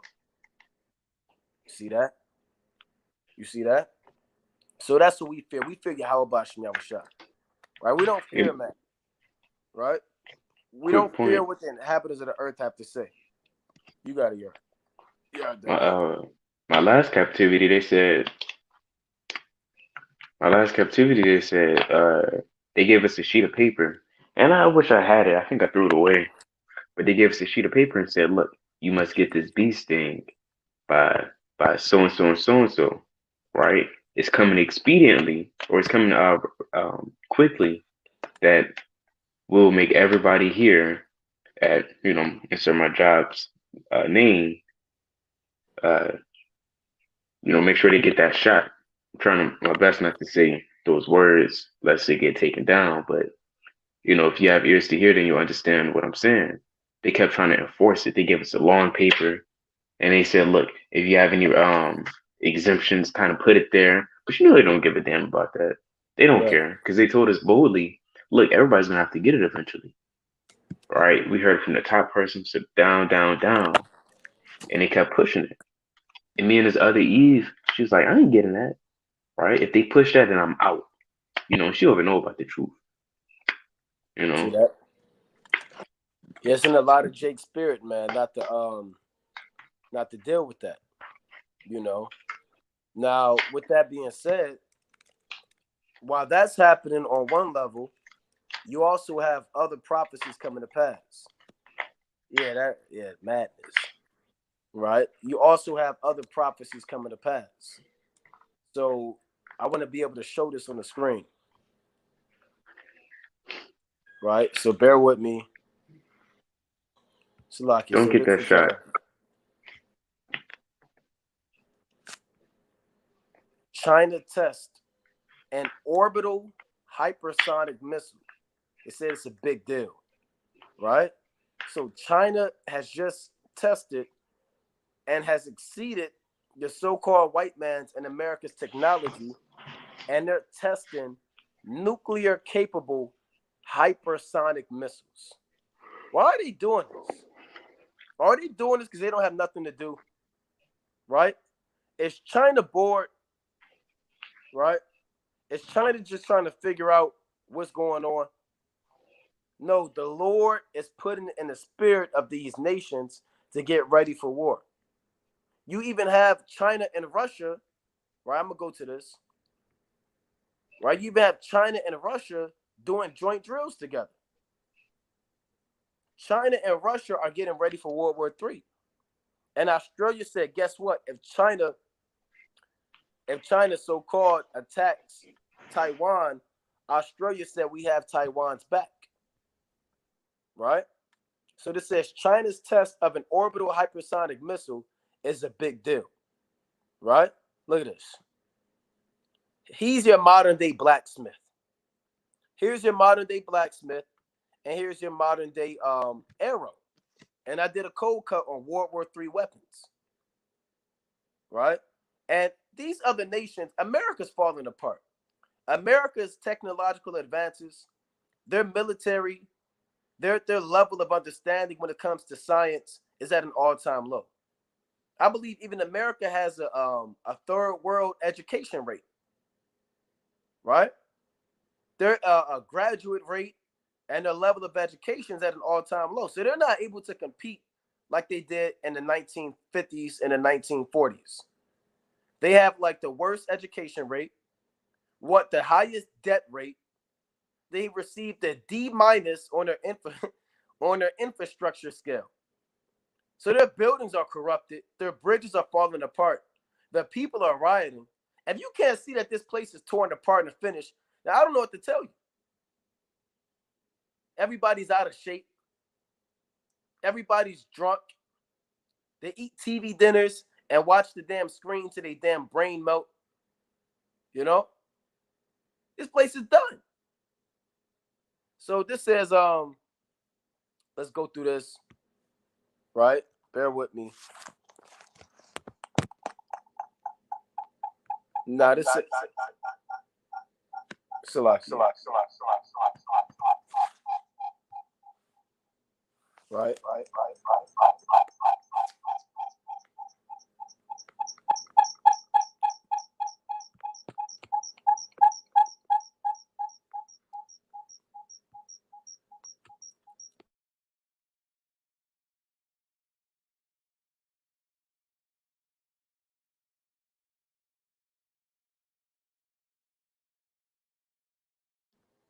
Okay, Khan Salakia. So, like we were saying, man, this place is done. So what this says, it says, let me go down to this. I'm not gonna read this whole article, but and we're gonna show you this is prophecy. Earlier this week, the Financial Times reported that China had combined two advanced missile technologies in a test of a new nuclear capability. The test featured a so-called fractional orbital bombardment system, which is launched into space and can orbit the globe before releasing a missile at its target. The Phobes was reportedly armed with nuclear-capable hypersonic glide vehicle, which can fly at low altitudes and maneuver to its target once released from space. And this is bad news for America. Right? This is bad news. That now these other nations, then the Lord said in the book of Joel, the 3rd chapter, right? Let's go to Joel chapter 3. Right? The Lord said, let the weak say, I am strong. So a lot of these countries that you at one time that America didn't fear, now they are the ones to fear amongst the other nations. And like I've been saying before, China's the new so-called white man. You know, like China's the new so-called white man. Joel chapter 3 and verse 9. It reads, proclaim ye this among the Gentiles, prepare war. Wake up the mighty men, let all the men of war draw near, let them come up. Beat your plowshares into swords, and your pruning hooks into spears. Let the weak say, I am strong. So now all of these countries, again, that they really played no role, they wasn't major in World War II. America, they was major in World War I. They had an influence. They was major in World War II, right? And these countries like China, Japan, Iran, you didn't hear about them in World War II. They were weak at that time, right? When the bombs were dropped in Japan, Japan was weak. Iran was weak. Russia was so-and-so. A lot of these countries, they couldn't go toe-to-toe with America. Back in the 1940s, 50s, 30s, 60s. But now these countries are now what? They're now saying that they're strong. That's why you have China testing ICBM missiles, right? Now, the missiles are read about in the Bible. You can read about the ICBM missiles all throughout the scriptures. The Lord calls them the arrows of the Lord, right? They're called, it's like, let me get Yaradon back in here.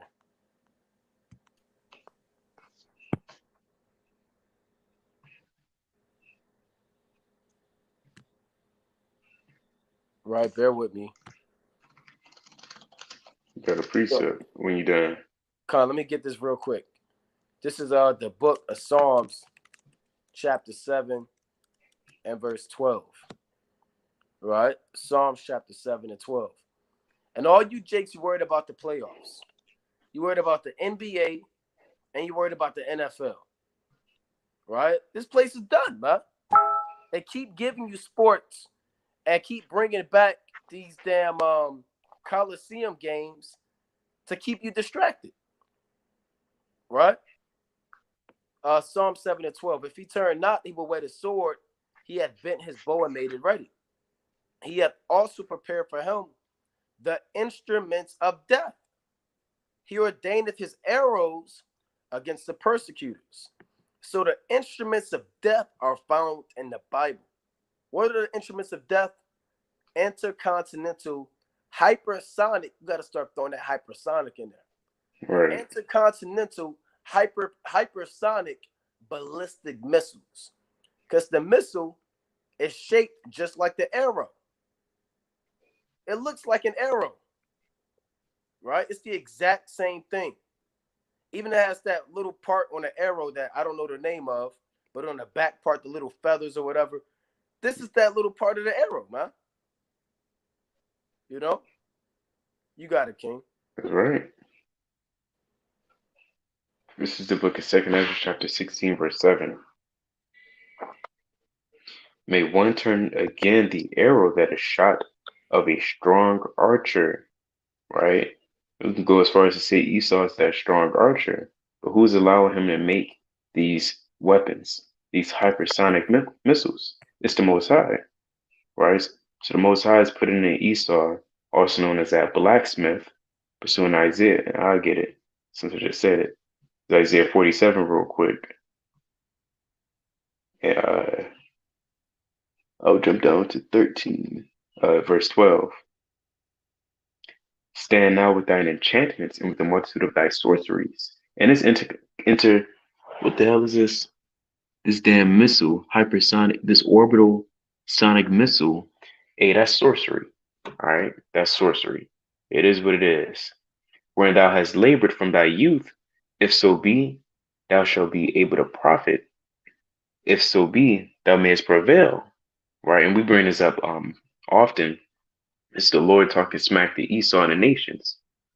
Right, thou art wearied in the multitude of thy counsels. Let now the astrologers, the stargazers, the monthly prognosticators stand up and save thee from these things that shall come upon thee. Right?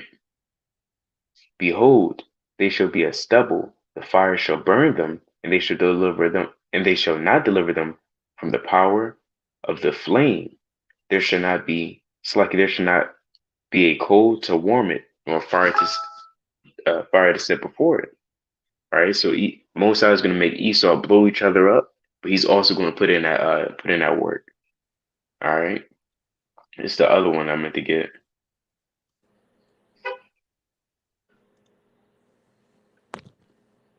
You got Can you it. hear me? Come. Okay, Slacky, my thing tripping.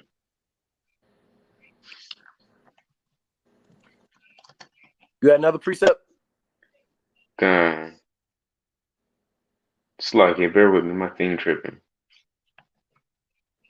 All right, well, while you looking for that, this is from TaiwanNews.com. It says Australia will support U.S. response if China attacks Taiwan. Australian defense chief, right? When asked if Australia will be at war with China in the future, Dutton said question better directed to the so-called Chinese side, man. So, I mean, it's letting you know, man. Here you have the teams are being set. Like when you were a kid and you pick your basketball team, right? You got the two captains. Okay, I picked them, and then the next guy he'll pick this guy. Then the next guy, he'll pick the guy may be tall. The other guy may pick this. And they're picking their teams right now. America has picked Australia and Taiwan and Japan. China has picked Russia and Iran and these other countries up the east, man. You find the precept, King? God. God. This is Isaiah 45 and 50.16. Behold, I have created the smith that bloweth the coals in the fire, and that bringeth forth an instrument for his work, and I have created the waster to destroy. You know? Right, and the waster is the missile, man. Right? The waster is not talking about a kid that likes to spill juice everywhere. He's not the waster, right? Who comes and flips over plates and wastes food on the floor. The waster are the missiles. The Lord said he's going to lay the land desolate. Right? So you have major controversy happening in the Pacific right now. If you look at what's happening in the Pacific, you have China doing missile drills. You have Japan and America. Let me pull this up. Right? I got a lot. Right? Japan. Right? It's lucky pulling this up off the spirit. Right? You have Japan and the United States Marines doing drills right now. Right? And this is from there was an article I seen not too long ago, but right now, the U.S. Marines and the so-called Japanese, they're holding drills. Meaning they're getting ready for war. All right? Right now, they're getting ready for war in the Pacific. Right? Let me get this in Jeremiah. Right? Let's go to Jeremiah chapter 50 at 22, one of my favorite precepts. Right? This Jeremiah, right? I'm going to just read it, chapter 50 and 22. It reads, bear with me. A sound of battle is in the land and of great destruction. See that? So this is the sound of battle. Right? You have planes flying, missiles launching, war happening, joint drills between Japan and America. Australia even voicing who you stand for in World War III is the sound of battle. This is a threat, man. They're letting you know whose back they have, whose side they have. Because remember, Australia, they have an allegiance, right? They have an allegiance with the United Kingdom, and it's called AUKUS, right? So you have a political or a military alliance called AUKUS between the UK, America, and Australia. And the United Kingdom and America are giving Australia submarines and nuclear power and technology. So if China attacks Taiwan, not only will Australia support the United States, but by default, if Australia gets involved, the UK is going to get involved. Right? So, when World War III happens, whether it starts with two countries or not, with all these military alliances, eventually all of the nations are going to be drawn and forced to go into war. Because they're allies with one another. Right? So Australia, let's go into this real quick. It says Australia's defense minister, Peter Dutton, said in a recent media interview that Australia will stand with the U.S. And they're fools.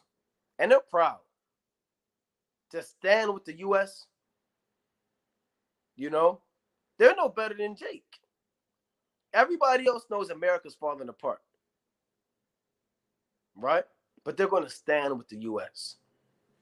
It says, in the event of China launching a military attack on Taiwan, Sky News Australia on Sunday aired an exclusive interview with Dutton in which the Australian defense chief revealed his country's position were China to attempt an invasion of its smaller neighbor. When asked if Australia will be at war with China at some point in the future, Dutton said, China's been, this is how the devil answered. He didn't even give a straightforward answer. It says, China's been very clear about their intent with regard to Taiwan. Right? Equally, the United States has been clear about their intention toward Taiwan. Nobody wants to see conflict, but that really is a question for the Chinese, the defense minister continued. Dutton said that if China were to try an attack on Taiwan, Australia would look to the American response. Look at that. Just waiting on them. What a coward. What a coward-like nation. They don't want to get involved unless America gets involved. There's always those people like that, man. Waiting for something to jump off. Like it might be a fight in the world at school. Then you got that one guy who hanging out in the back with his hands in his pockets. Then he start jumping the guy. That's already getting into a fight. That's Australia. Australia's that guy. They're that friend. Are you on mute? It's like I was just saying, they a punk. Yeah, punk. Right? A sissy. Right? It says, Dutton said that if China were to try a military attack on Taiwan, Australia would look to the American response and side with its ally, as has been common practice for over 70 years. So they've been a coward for 70 years. Right?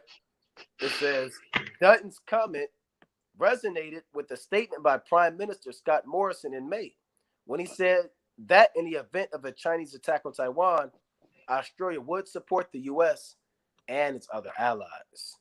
So these are wars and rumors of wars, right?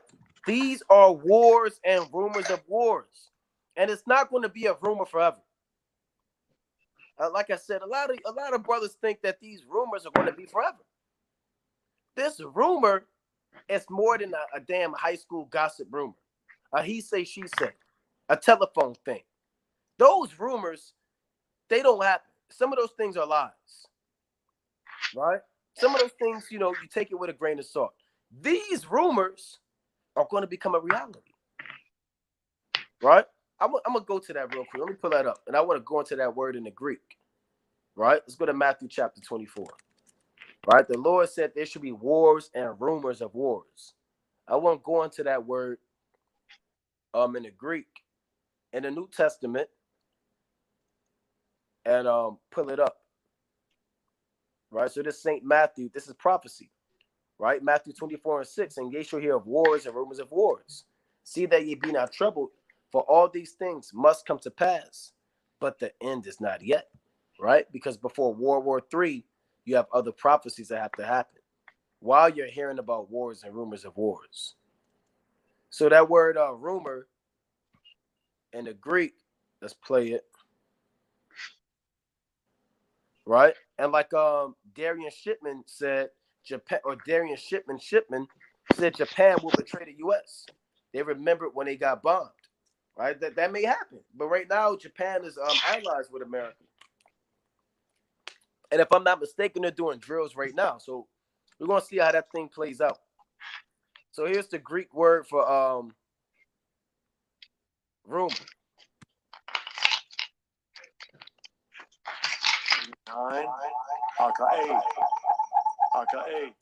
So aka, it says the sense of hearing, right? The organ of hearing, the ear, the thing heard, hearsay, report, or a rumor. And it's really a report, right? You're going to hear reports because an article is a report, right? Them putting out these articles, they hear what's going on through whistleblowers, through inside men, and they make a report, right? So although it says a rumor, a lot of brothers, you don't take it serious because you know that a rumor may not be true. But these are actual reports, right? That the Heavenly Father's giving you in the last days to let you know what time you live in it, So you have Australia saying they will support the U.S. if China attacks Taiwan. You have Japan and America, right? And I want to see if I can get this again.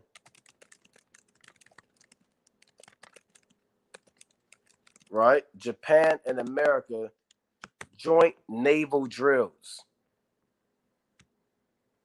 Right? Check this out. Now, this is from English. Right? Well, I'll go to both of these sites, but I'll go to this. This is from Kyoto News, right? Kyoto News. It says U.S., Japan, and Australia and India. So India's getting involved in this thing, man. Begin joint naval drill amid China rise. So, like we say, a World War III, it may happen, it may start in the Pacific, but eventually, rather starts in the South China Sea, between Taiwan. Regardless of where it starts, we know, according to prophecy, where it's going to end. It's going to end in the Valley of Jehoshaphat, right? Or it's going to end in Armageddon. But you have all of these wars and rumors of wars, right? It says the naval forces of the United States, Japan, and, Australia, and India have started a joint exercise. Pentagon Press Secretary John Kirby said Tuesday, in the face of China's maritime assertiveness in the region, the four nations known as Quad. So now they got a thing going on. Now they got a nick. This is a game. Yeah, I was just about to say that's a game. That's a game. You know, when Jake come together, they'll call themselves the damn, I don't know, The Amoeba Boys or the no, that's yeah, that's something a little, they'll come together and they'll call themselves something, huh? Right? So guess what? This is an alliance, a military alliance. It reached the four nations known as the Quad.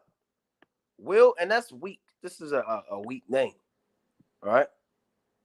It says will hold the Malabar exercise until Thursday in the Bay of Bengal in the northeastern Indian Ocean. Because remember, India has been beefing with China too. India and China, I mean, they're beefing over the borders. Right? Let's pull up a map of East Asia. Right? Let's show you what's going on. You got to know some geography. So here's a map of East Asia. This isn't Asia Minor. This is Asia Major. Right? So let's see if we can get a map of here's a good map right here. So here's a map of Southeast Asia.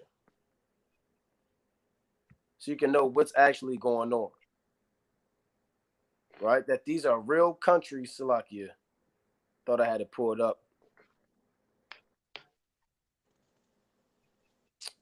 All right, Salakia, I wanted to get a good map. All right, here's a good one right here. All right, you looking on the screen, here's a map of East Asia. Now you see China, India, right? Japan, Mongolia, right? Right now, China and India are beefing over the borders, right? They're fighting right now. It may not be, and like the brother said, India is Elam. So this is really when the Lord said nation against nation, it's more than just like a geopolitical nation. These are actual biblical nations. The Elamites are fighting against the Moabites. And the Edomites, which is America and the UK and Australia, they're teaming up with the Elamites and the Ammonites. So the Ammonites, which are your so-called Japanese, they're up with the Babylonians, which are your modern-day Edomites, and your modern-day Edomites and the Elamites, fighting against the Moabites, right? So India, they don't like China. America doesn't like China. Japan doesn't like China. See that? South Korea doesn't like China. China's only real ally is North Korea. Right? North Korea in this region. Now they got Russia and a lot of these other countries, but their main ally is Russia. And you can see how close they are. So Australia's right here, right there in the gray at the bottom of your screen. And China's right here. So all these countries are relatively close, and they're doing military drills in the Bay of Bengal right here in the Indian Ocean. They're doing military drills. China and Russia are doing naval drills. America and Japan are doing naval drills. These are the wars and rumors of wars. So this is going to be a major hotspot for World War III, East Asia. We always talk about the Valley of Jehoshaphat and Armageddon, but another major hotspot for World War III will be East Asia, seeing how things are going the way that they're going. So I wanted to go back to this article, right? It says U.S., Japan, Australia, India began joint naval drill amid China rise. Look at this. This is damn Battleship. They had a movie Battleship, man, not too long ago. So you can get a glimpse of naval warfare. Naval warfare is going to come back in a big way too. It's lucky. Arrive backstage. Okay, let me get them in there. And come. Yeah, a lot of these movies, we keep bringing it up, and we want to sound like a broken record. And we don't care, right? But a lot of these movies that Esau pushes out, they just foreshadow of the possibility of what's going to happen in the far future, right? It's a strong possibility, and it's going to happen. The way that they make it on the movies, they kind of just guess how maybe it might go this, and maybe it might move this and that. But overall, we know that it's going to happen, right? And that's what it's in Psalms 64 real quick. 8. Psalms 64 and 8. So they shall make their own tongues to fall upon themselves, all that see them shall flee away. Right? Esau is that man that makes his own tongue to fall upon himself. Right? And he boasts that he's gonna make it in the end, he's gonna be victorious. But hey, he's gonna eat his words. Let me bring it in. It's the book of Matthew, right? Chapter 12 and verse 25. And it reads, And Yahweh knew their thoughts and said unto them, Every kingdom divided against itself is brought to desolation. And you see that now, man. All of these kingdoms, they're being divided. It says, will be brought to desolation. And every city or house divided against itself shall not stand. If Satan cast out Satan, he is divided against himself. How shall then his kingdom stand? And all the Esau's empires, they're going to all come down, man. This is the last one, man. It's the last captivity that we're in, and it's going down, man. You got to understand that on a vast rate. Esau is divided against Esau. You got all these rumors of wars, all the things the brothers are breaking down. It's only a matter of time before we brought down to desolations. Con, and I'm getting this precept, right? Bear with me 1 second, right? And the book of Jeremiah, chapter 50, and I'll start at verse 20. Let me get this real quick. All right, I'll find this precept. But it speaks about the rumor in Babylon, right? Trying to get up the top of the head, but I'll find it. Right, but let's read on in this article. It says the exercise involves 2 Japanese escort vessels, the U.S. Navy's nuclear-powered aircraft carrier Carl Vinson, and Australian frigate and an Indian destroyer. The MSDF said the Quad Nations. So that's another alliance. You got a lot of alliances going on, man. You got the Quad Alliance. You got AUKUS. You have the CSTO. You have the RSII. You have NATO. You have all these different alliances going on, man.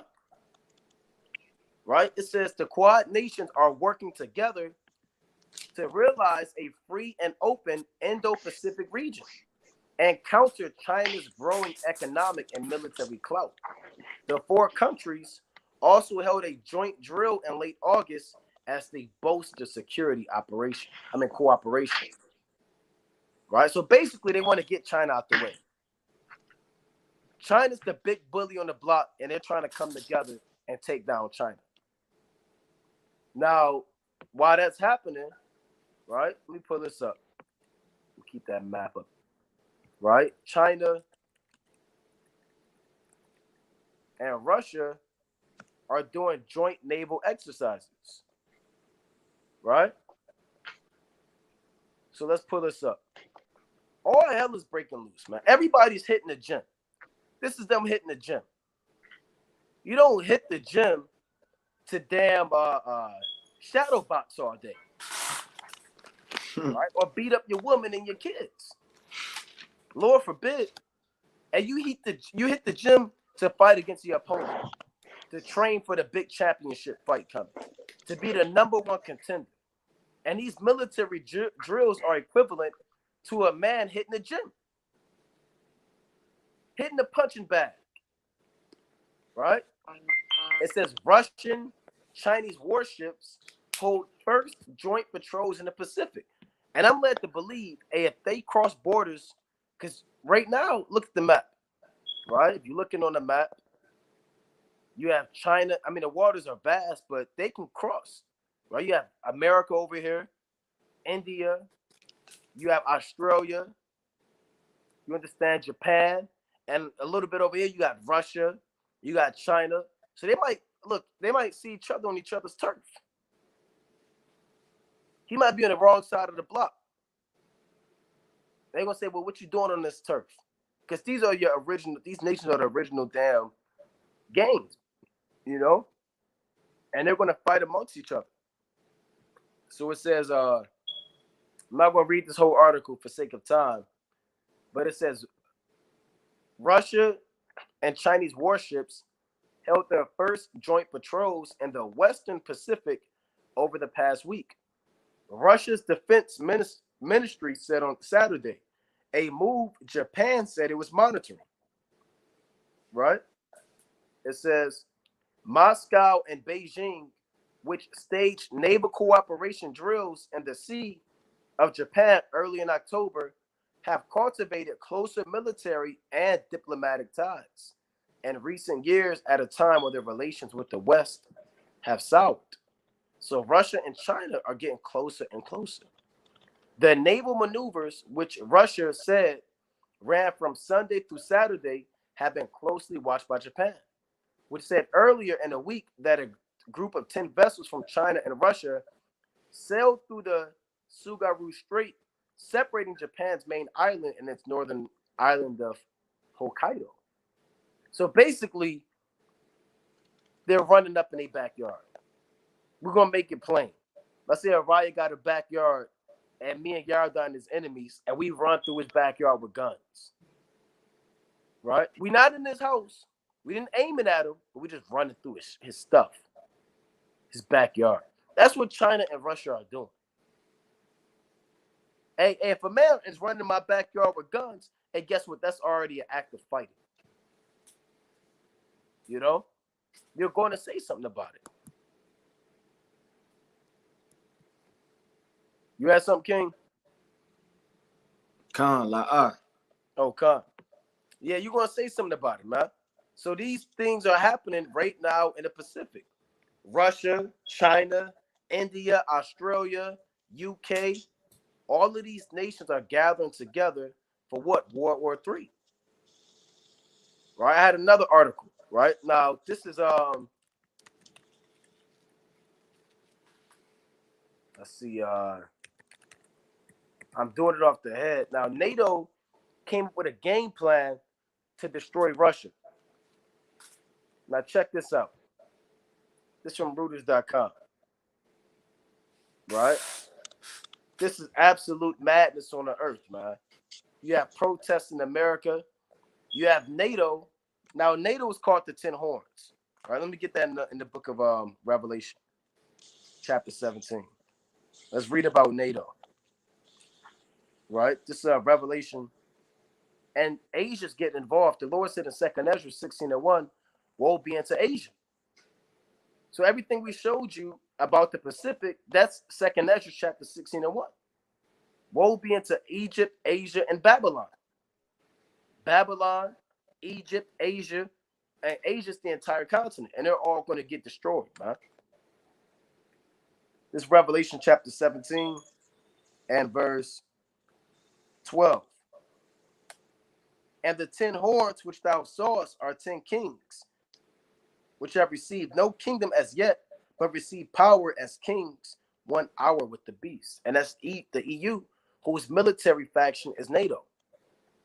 What did NATO do? Your North Atlantic Treaty Organization, right? They have agreed to come up with a plan to destroy Russia, right? So it says NATO defense ministers agreed a new master plan on Thursday to defend against any potential Russian attack on multiple fronts, reaffirming the alliance's core goal of deterring Moscow despite growing focus on China. The confidential strategy aims to prepare any simultaneous attack in the Baltic and Black Sea regions, right? That could include nuclear weapons, hacking the computer networks, and assaults from space. We continue to strengthen our alliance with better and modernized plans, NATO Security General Jens Stoltenberg said after the meeting, which also agreed a $1 billion fund to provide seed financing to develop new technologies. Officials stress that they do not believe any Russian attack is imminent. Moscow denies any aggressive intentions and says it is NATO that risks destabilizing Europe. Now, Russia, right? Check this out. Right? Russia just cut ties with NATO. So all this is happening. You got to watch, man. If you're not watching, you're not going to know what's going on. Moscow says NATO's new Russian plan shows it was right to cut ties. Right? So they're beefing, man. You had something, King? Nah, you got it. Oh, all hell is breaking loose. Let me get this precept real quick, man. Right? All hell is breaking loose in the earth. Let's go to Jeremiah chapter 50, and I want 25. Jeremiah 50 and 25. The Lord hath opened his armory and hath brought forth the weapons of his indignation. For this is the work of the Lord God of hosts in the land of the Chaldeans. So the Lord has an armory with weapons, right? You can read about weapons of mass destruction in the Bible. And the Lord has them in his armory. It reads, come against her from the utmost border, open her storehouses, cast her up as heaps, and destroy her utterly, let nothing of her be left. So Babylon the Great, with all of this prophecy coming to pass and allegiances and allies, it's only a matter of time because NATO is going to eventually turn against America's damn self. Slut, yeah. The precept you was looking for was your Jeremiah 51 and 46. Let's see. Well, you got it pulled up already? You got it. I'm still in that thing. There's Jeremiah 51 and 46. Yeah, that's it. I got it. It reads, unless your heart faint, and ye fear for the rumor that shall be heard in the land. A rumor shall come 1 year, and after that in another year shall come a rumor, and violence in the land, ruler against a ruler. See that? So the Lord said in Babylon, 1 year you're going to hear a rumor. 1 year you're going to hear China including missiles. The next year you're going to hear China. It's been like that since we've been in the truth. Every year is a new report. And the Lord said, a ruler against a ruler. And the stage is being set. You put the pieces on the chessboard to go to war. And the Lord is the master of the chessboard and the man of war lining up all the pieces together. The stage is set. And it's only a matter of time before the Lord gives the green light. But at any given second, a bomb can drop. And now you have World War III. Japan can be bombed. We've heard brothers who had dreams of countries being bombed. You know? You read about it in the scriptures. So you have all. Oh, go ahead. Con, I was about to bring this precept up. Con. It's the book of Jeremiah, chapter 46 and verse 5. Wherefore have I seen them dismayed and turned away back, and their mighty ones are beaten down and are fled a space, and looked not back, for fear was round about, saith the Lord. Let not the swift flee away, nor the mighty man escape. They shall stumble and fall toward the north by the river Euphrates. So all of these different nations, they're going to fall, man. Like the brother bringing out, man. You got all of these rumors of wars, and a rumor is only a rumor so long before that thing come true, man. Right? That's why it's a rumor. You have to see these things slowly come to pass. It's not just going to happen immediately. We've been seeing these things all the way from the foundation back in 2001, man. You see all this happening. Got the Arabs, got 9/11. You got all of these things slowly brewing up. And all hell was breaking loose in the so-called Middle East, man. With the dragons of Arabia. You got all of these different nations, man. They're in an uproar. It says, who is this that cometh up as a flood, whose waters are moved as a river? And these nations, they're nothing but floods, man. And they're coming up like a river. Now, if something's a flood and it's going to overtake you, all of these different nations together is like a whole river flowing, man. And it's going to utterly make everything desolate when those waves roar against one another. Egypt riseth up like a flood, and its waters are moved like the rivers. And he saith, I will go up, and I will cover the earth. I will destroy the city and the inhabitants thereof. And that's these different nations. They're going to come up like a flood. They're going to roar against one another, and they're going to come over thinking that they're going to take over the whole earth, man. This nation think they're going to take over. Then this nation think they're going to take over. And they ain't having it, man. Like the brother bringing out the metaphors and the parables, if you got somebody invading in your backyard, hey, man, you grounds to kill them, man. They tiptoeing around in your backyard. You got them in 2000, I believe, 19 or 20, you had Russian spies on the coast of Florida, man. So all of these different things have been brewing up very slowly, and you got to be watching in these last days. All of these different alliances. I'm sure the brother brought it out. If not, probably will. But you got something called the Arab League, the Islam Military Alliance, the South Atlantic Peace Corporation Zone, right? You got the Organization America States. You got the Caribbean Community. Now, all of these are different leagues. Union of South American Nations, North America Aerospace Defense Command, right? You got the European Union, Australian, right, and New Zealand Army. So you got all of these different alliances going on, man, right? And all of these men, you understand? Let me get that out in Obadiah. Let me bring it out in Obadiah, man. It's the book of Obadiah. I'm gonna start at verse 7. All the men of thy confederacy have brought thee even to the border. Because at one point in time, certain nations, they were confederate with one another. Now they cutting ties. Now they breaking alliances. It says, all the men of thy confederacy have brought thee even to the border. The men that were at peace with thee have deceived thee and prevailed against thee. They that eat thy bread have laid a wound under thee. There is no understanding in them. You see that? So the Lord basically having all of this prophecy come to pass in the last days, man. And if brothers don't wake up to what's going on and actually read the Bible and be conversant in prophecy and actually link these things up through the world news and history, you're not going to make it, man. Because you can't read the book of damn Esther all day, man. We're living in the times of revelation. You want to talk about second address so much. Hey, we living in those times kicking off, man. We see these things. We can smell them in the air. And before Jake gets simple, I heard Jake kind of say, I want to go in the law all day forever. Look, brother, clearly there's nothing wrong with going to the law, but you got to expand in this thing. This truth is deeper than just one portion of the scriptures, right? That's why I say here a little and there a little. You're going to have some prophecy. You're going to have some milk. You're going to have some butter. You're going to have some milk. You're going to have some wine.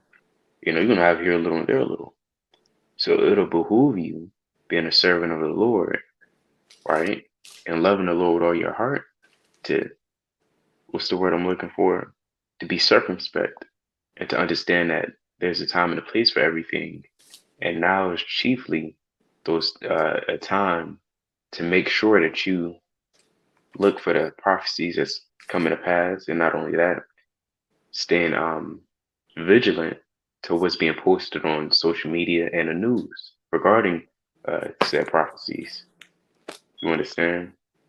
Now, of course, there's a just balance, but always keep that, you know, pretty much in the front of your head, right? Again, keep the commandments, prophesy, go into the Hebrew, do this and a third, right?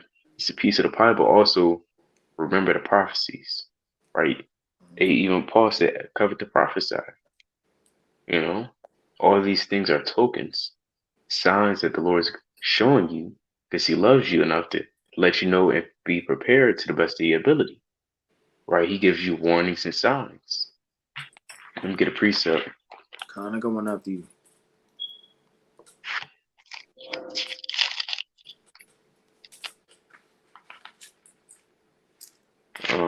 This is Psalm chapter 62, verse 6. When I remember thee upon my bed and meditate on thee in the night watches, because thou hast been my help, therefore in the shadow of thy wings will I rejoice. My soul followeth hard after thee, thy right hand upholdeth me. For those that seek my soul to destroy it shall go down, it's like it shall go into the lower parts of the earth.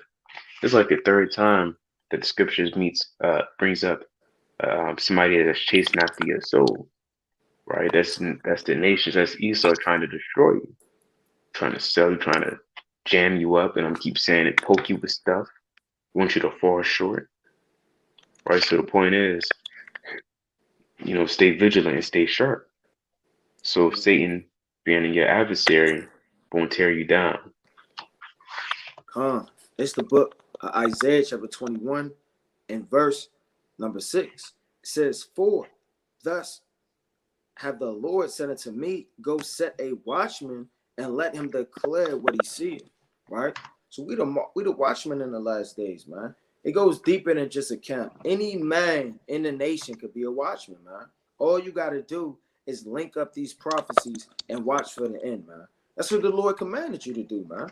That's all throughout the scriptures. The Lord said, watch. I said, hey, you have to be watching. It says, and he saw a chariot. So if this watchman wasn't upon a tower watching all day, how would he proclaim to the city that damn chariots was coming, man? Don't you know that a brother letting another brother know what's going on can save his life, man? That's how important watching is. Because if that man that's a so-called watchman was in the tower relaxing all day, flipping the chauffeur up and down, and the city got besieged, guess whose blood is on his hands, man? That watchman. That's why, brothers and sisters, you understand, when you watch these lives, you have to be taking notes, man. You have to be literally, don't watch this for entertainment. This is not BET, man. This is literally prophecy in the last days. You should be writing notes. And when they took down the channel a while ago, it was mighty brothers hitting us up left and right saying, look, we got all of y'all videos downloaded, man, on a damn 500 gigabyte hard drive. Let us know right now. We'll send them to you. That's dedication, man. That's going back watching those videos. That's taking notes. That's being diligent in this thing. You have to be diligent in this thing. It says of asses and of chariots of camels, and he hearkened diligently with much heed and cried, a lion, my lord, I stand continually upon the watchtower in the daytime and am set in my ward whole nights. So whole nights, day and night, you have to be watching for these prophecies to be kicking off. You understand, on the latter end of the earth. And I want to pull this up, right? This is one of the last things that we want to go into.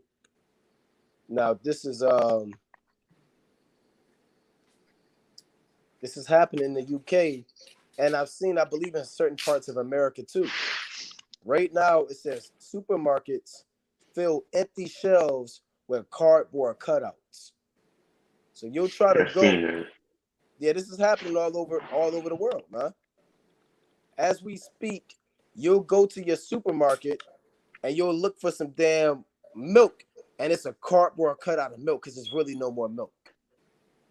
Then you say, well, this is crazy. Let me go get me some damn fruit.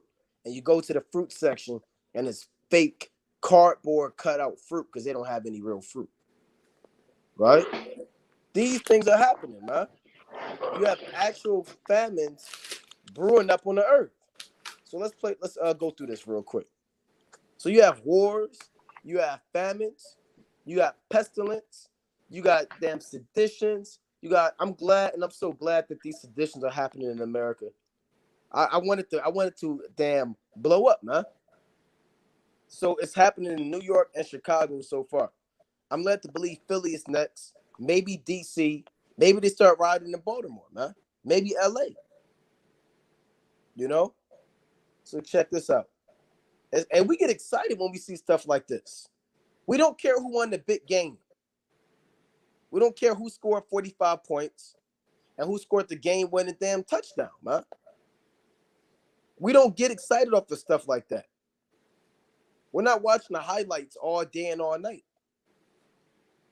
And this is our thing right here. This is our thing, man. Having all of the tabs open, hitting that refresh button. You got one Bible in one hand, you have Apocrypha in another hand, and your damn big toe hitting the refresh button. Right? You gotta get into this thing, man.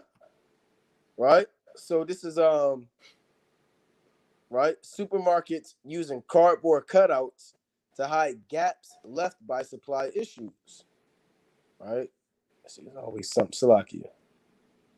It says public mockery as problems with deliveries and a move to fewer product lines result in empty shelves. So you might want to get some asparagus. You damn stick your hand right there, it's cardboard. You lift it up and there's really no more asparagus left. So then you go talk to the manager. It might be the guy he's in charge of the produce section. Right? He might be the lead guy on the sales floor. You talk to him. He says, look, let me go check in the back. And he goes in the back. Never come back. And yeah, he never comes out because he doesn't want to disappoint you and let you know when those trucks. I used to work in a grocery store when I was a real young man. I used to work in a grocery store in the produce section. So I know how I go. Right? And them trucks that come in, damn 3, 4 in the morning, right? Unload the truck. You got the damn deep freezer, walk in with all of the damn U-boat flatbed of all of the produce. And it's coming in. Sometimes stuff don't come in. You got to wait till another truck come in. You might not get the apples on that truck. You might have to get them on the next truck. Right? So it's a shortage of so-called truckers. So now you're not even being given so-called real food, man. Supermarkets are using cardboard cutouts to hide gaps left by supply issues. So now you go get some asparagus and it's damn cardboard. This place is done, man. Because they don't have real asparagus. Right? And it's not just an asparagus thing. You got people saying, I don't like asparagus. That doesn't affect me. It's not just asparagus. It's everything. In the grocery store, prices are increasing. Right? There's no food, empty shelves. See that the brother Pat Walsh said he drove them tractor trailers, produce trucks. So it says supermarkets are using cardboard cutouts of fruit, vegetables, and other groceries to fill gaps on shelves because supply problems combined with a shift towards smaller product ranges, meaning many stores are now too big. Tesco has begun using pictures of asparagus, carrots, oranges, and grapes and fresh produce aisles, prompting ridicule on social media. See that? So there's no more food, man. I was gonna say. Oh, you got it. Yeah, I was about to bring this precept up. It's the book of Amos, chapter 4, and verse number 7. And also I have withholden the rain from you when there was yet 3 months to the harvest, and I caused it to rain upon one city and caused it not to rain upon another city. And one piece was rained upon, and the piece whereupon it rained not withered. So 2 or 3 cities wandered unto one city to drink water. So don't think these times and these days are going to come back on full-fledged, man. Right? You may have so-called fruit and meats and all the snacks in Arkansas somewhere. Hey, but somewhere else on the earth is getting barren. And it's going to come to a point in time where it's going to be a manifold level where it's going to wipe out all of Babylon, man. It's not just going to be this state and this state, and then you kind of laughing from afar, man, watching TV. Oh, this will never happen in my city, right? You go to the store every time you want, man. The Lord said, so 2 or 3 cities wandered until one city, right? So certain cities may have food and certain cities don't have food, but certain cities, they're going to be wandering to the next city and the next city and the next city, trying to see where the hell the food at, man. Let your city be the only city that got the last batch of apples, the last batch of meat coming in, the last grocery section. And they're going to get raided, man. It says what? To drink water, but they were not satisfied. I mean, it's not going to be enough food, man. And you may eat an apple, but that's not enough. You want more. Your stomach's going to growl 30 minutes later. And you may eat some crackers you found, but guess what? You're going to be hungry 10 minutes later. It wasn't enough. They weren't satisfied. Yet have ye not returned unto me, saith the Lord. Right? So these famines is going to kick off, man. You got to get ready for it on a spiritual level. Stop stocking up 12,000 canned goods, man, in your basement. That's not going to do any good, man. Because literally when you read the prophecies, that's going to get raided. You read 2nd Esdras 16, them that selleth. Let me get it, man. Right? It's the book at 2nd Esdras, right? Chapter 16, and I'm going to start at verse 42. He that occupieth merchandise as he that have no profit by it, and he that buildeth as he that shall not dwell therein. He that soweth as if he should not reap. Also he that planteth the vineyard as he that shall not gather the grapes. So it don't matter how much you plant. You could plant down 12,000 seeds. You can have a whole field. You can have 12,000 cans. You're still not going to reap the fruit of what you think that it's going into, man. Because it's going to be a lot of thievery. It's going to be a lot of violence. It's going to be a lot of famine. It's going to be a lot of turmoil, right? And you're not going to be able to reap the things that you're saving up for the last days. You can't reap up and save up your treasures. People could put treasure in food. They could put treasure in damn stocks. Yeah, everybody got the stock demon out of nowhere. Yeah, well, if I trade my money, I can stock this. And I'm put all my money into this. No, we putting all our trust in the Lord, man. You got it. And I want to bring this precept out. I'm gonna go to the book of. Let's go to the book of Lamentations, chapter 4, and I'm gonna start at verse 9. Let me pull it up on the screen. Right. Let's go to Lamentations, chapter 4 and 9. So, like the brother said, man, they're gonna be flipping over these trucks, man. It's gonna be damn bandits in the middle of the road, and they're gonna hear for a truck. They're gonna be in the damn woods. They're gonna hear the damn truck coming, and they're gonna send a woman out there to act like she hurt in the middle of the road, and the truck driver's gonna stop. He's gonna get out and check on that woman. Then he's gonna get out and say, "Are you all right?" She's gonna fake her little injury.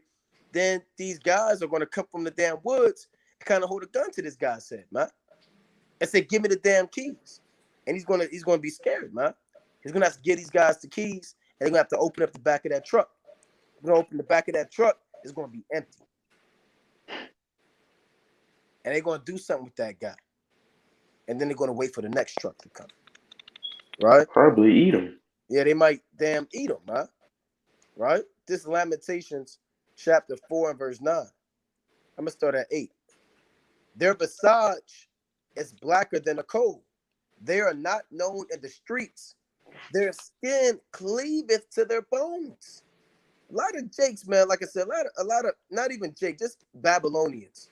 You're out of shape. You're obese. You eat McDonald's. You get McDonald's delivered to you. A Big Mac and a damn 10-piece. You've never fasted. We could do a survey in every major city and ask anybody, have you ever fasted for 2 days straight? I guarantee everybody's going to say no. You know? I'm not talking about being hungry. to more dedicating the fast. All the society do is eat, man. You ordering out, you got buffets, you know, you got that food in the fridge, you got vending machines, you got Instacart, you got DoorDash, you got Postmates, you got Grubhub, you got Uber Eats, you got damn all types of stuff. Carry out, take out, dine in, food trucks. All that stuff is coming to an end, man. Right? It says their skin cleaving to their bones. It is withered, it has become like a stick. They that be slain with the sword are better than they that be slain with hunger. For these pine away, stricken through for want of the fruits of the field. So the Lord said, it's better to die by the sword. Right? Get a quick death. The Lord says better to get a quick death than to slowly pine away. Right? You look at yourself, and if you haven't eaten in a long time, brothers have fasted for long times. You pine away. If you look up the physical effects of what happens, we don't eat for like 7 days, 8 days. You get like thick mucus in your mouth. You can barely see, your eyes start twitching. You can't focus. You have delirious. Your knees are extremely faint. Your skin gets extra tingly and sensitive. And all hell breaks loose. Your body starts shutting down. So when it gets to that 7th, 8th day, people are going to damn pass out, man. You know? And like the brother said, one of the brothers in the San Francisco, or the Bay Area camp, rather, it's like at the WFI Bay Area camp, said they sent a piece of steak, a picture, and it cost $53. Can you afford that, Jake? $53 for it. That's a damn bill, man. Yeah. You know? $53 for a steak. Apples are going to be $75. Cereal and milk, $200. Right? There's one more verse in this. It says, the hands of the pitiful woman have sodden their own children. Right? What does this word sodden mean? Right? We know what it means to boil, but let's go into it. You have women that are going to sodden their own children. Right? So let's go into this. That word in the Hebrew, it means, right, bear with us. So the hands of the pitiful woman have sodden their own children. To boil, to cook, to bake, roast. That's what they have done. When the famine kicked off in Jerusalem at 586, right, really around 597 to 586, it got so bad, Eve was cooking their own children, baking them, eating, boiling them, right? Their son woke up and daughter woke up. Mom, what are we going to eat? Right? What's for dinner? Oh, don't worry, I have something for you. Then she picked up a rock and she's crying in both her eyes because she knows what she's about to do. And her heart is pounding fast. And her adrenaline is pumping. Because now she told her son to grab that on the floor and she hit her son in the head with the rock. And her son is bleeding. It wasn't a lethal blow. It wasn't fatal. She didn't quite kill him. So now she has to get on top of him and take him out and crack his skull. And the daughter is screaming hysterically, but she has to take her out too. The father's coming in with the hot water and have to boil their own children alive. These things happened in the ancient world, man. They're crying, eating their own son and their own daughter. This is the life of a famine. It's in the Bible. I'm not making this stuff up. This is not a spooky story. This is real life in the ancient world. Women were eating their own children alive. Right? So, you know, these things are coming on the earth, man. I got precept, right? Come. Hey, man, to link up with the brother saying, I'm going to pull that count. It's the book of 2 Kings, chapter 25, and verse number 2, right? And it reads, and the city was besieged until the 11th year of King Zedekiah. And on the 9th day of the 4th month, the famine prevailed in the city, and there was no bread for the people in the land. So there was no bread, and the famine prevailed, man. Right? So when all of this kick off, and people hunting down the damn so-called pizza delivery boy.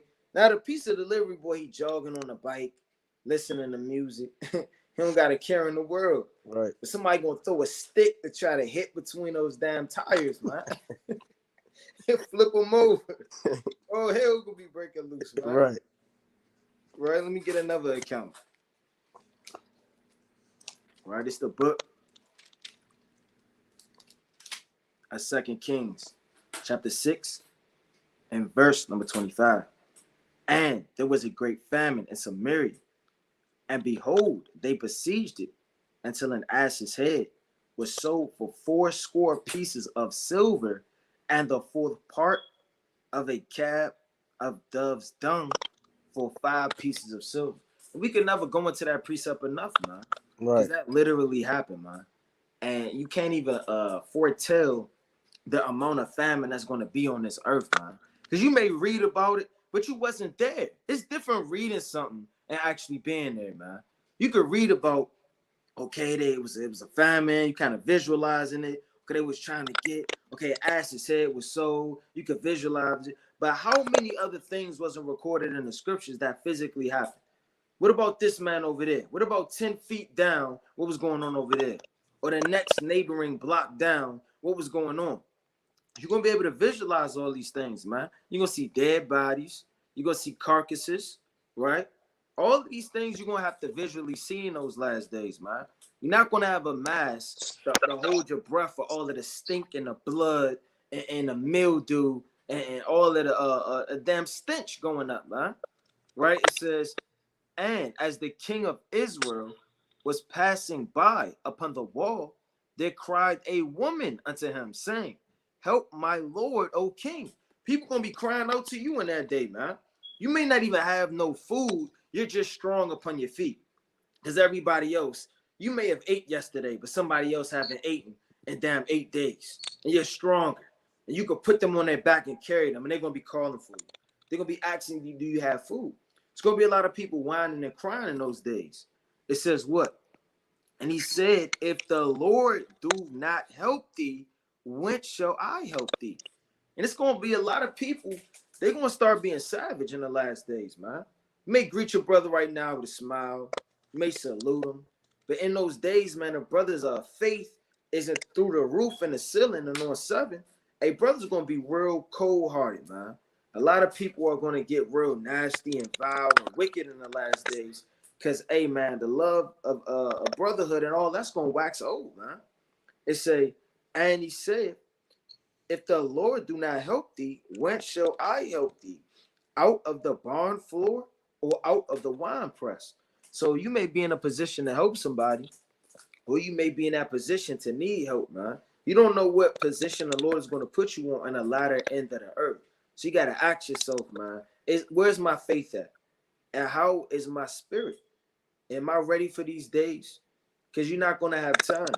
You may have time for the big game when you're studying and practicing all the moves of the tape of the people that beat you 3 times last championship. And you're studying up with practicing, you're watching film. You're not going to be able to get ready. It's going to happen like a thief in the night. Your spirit has to be undefiled and on fire. That's why we got to pray more than ever in these last days for grace and mercy. God. It's one more in that, King, or 2 more. Con, you got it. Yeah, it says 2 Kings 6 and 28. And the king said unto her, what aileth thee? And she answered, this woman said unto me, give thy son that we may eat him today, and we will eat my son tomorrow. So people are going to be making deals, right? It's not, well, I'll give you $20 for this piece of fruit.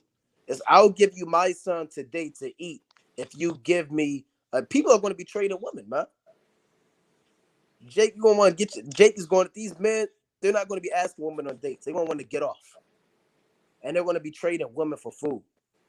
It's going to be a bartering system. And people are going to be making strange deals like this. This would never happen in a normal time frame. But in a famine, people are at their wits' end. And when your stomach start talking and you haven't eaten, now, like the brother said, now you coming up with anything. If you had eaten in 9 days, any deal sound good for some food. My son, yeah, that sounds good. We'll eat your son today and my son tomorrow. Right? This is Eve, man. So we boiled my son. And where is this at in the Christian church? Right. I've never heard this verse prior to coming into the truth. We never went into 2 Kings in the Christian church. Right? We had little nasty cards. Y'all don't remember. Little nasty cards like this, like this big with a verse on it. And we just had to read that one verse. Nobody broke it down. We just read it. Could have been in Micah, could have been in James. Yeah. And They nobody stink. explained. You said what? I said it stink too. Yeah, and it stink out of a wicked, nasty glass box. We had to pass out. And we just read the verse and nobody broke it down. We just sat down and they played music. So they don't bring this out in the Christian church, man. Right? So it says, so we boiled my son and did eat him. And I said unto her on the next day, give thy son that we may eat him. And she had hid her son. So she got finessed. She said, yeah, your son sound good. We'll eat your son. She was foolish. Why would you not let why would you, look, you put your son up first for the table. Your son deserved to get eaten, man. Right? So a lot of women are going to be eating their son. Why? Because the famine is brewing. Let me get this precept real quick. This Isaiah chapter 3 and 1. Right? This Isaiah, the 3rd chapter and the 1st verse. It reads, for behold, the Lord of hosts doth take away from Jerusalem the stay and the staff, the whole stay of bread, and the whole stay of water. See that? No food, no water, and Lord knows for how long. Right? It's like it. And it says,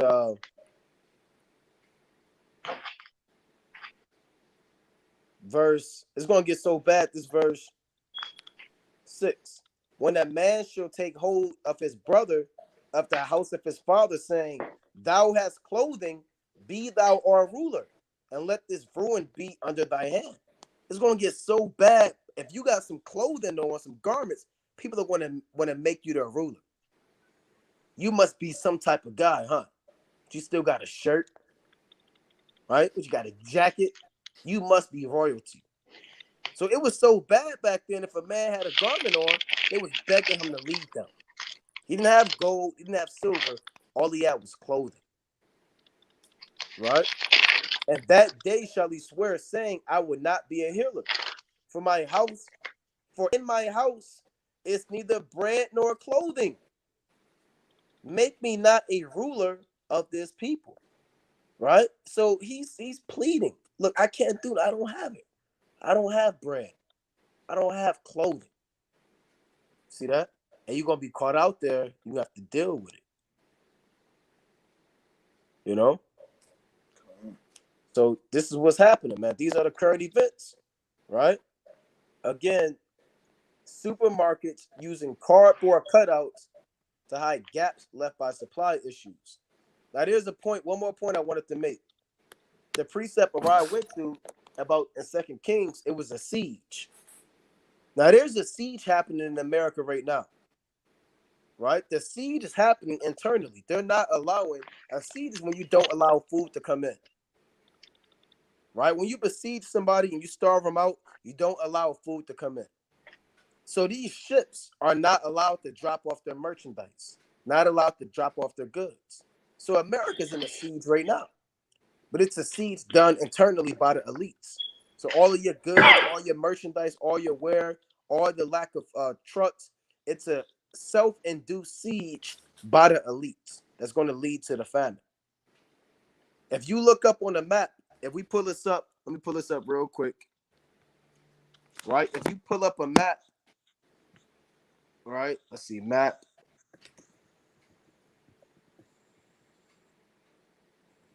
Right? Let's see, map outside America. Cargo ship. Right? Let's see if they got a map. Now, if you look up a map of this, you'll see all these all these ships. Right? They had a better map before. I'll see if I could. I may have to find it later, but there's one map where it shows the entire country. And you have all these ships waiting outside America. And they're not allowing them to dock them off the ports. So it's going to lead to a seed. Well, it is a seed, but it's going to lead to the famine. One of the major causes of the famine is the siege going on in America. You know? So these things are happening on the earth, man. And if you don't repent, if you don't come back to the Most High, if you don't start praying, fasting, studying, being diligent, being on fire, you're going to be caught out there. And guess what? You're going to have to deal with it. All right? The brothers had any closing precepts they want to bring out? God. Come. This is Ephesians chapter 5, verse 8. I'll start up a little. Verse 6. Let no man deceive you with vain words, for because of these things cometh the wrath of God upon the children of disobedience. Be not ye therefore partakers with them, for ye were sometimes darkness, but now are ye light in the Lord. Walk as children of the light. Right? So like I bring that out to say, hey, Israel, there's no more excuses, right? You can't say you didn't know. There's no way that you can say, well, I didn't know this was happening. And nobody can say that. Nobody Right. can dare say that because not only do you have watchmen for Israel through the spirit and power of Yahweh Shema Shai, but you have a multitude of other camps letting you know and blowing a trumpet as well that all hell is breaking loose, that these prophecies are coming to pass. So with all this flood of knowledge, you should be drowned in, or you should be drowning in it. All right. You should be repenting, praying, and fasting. You should be, it's like you're standing in the spirit. You should be doing everything in your power to abstain from the darkness, right? You got to drown in the righteous waters instead of the wicked waters, which will destroy you. Come. I'll read this. This is Revelation 22 and 12. And behold, I come quickly, and my reward is with me to give every man according as his work shall be. So you're going to get what you put in. Whatever you put in, that's what you're going to get from the Most High. If you're stagnant, you're lukewarm, you're not abounding in the work of the Lord, if you're not growing in this thing, if you're not seeking to serve the Most High in the last days, if you refuse to return back to the Lord and denounce this world and this wicked Babylonian system, if you're holding on to this system, if you're worshiping the beast, if you're not wholeheartedly serving the Most High with all your heart, all your mind, and all your soul, then you will be destroyed in the land of the living.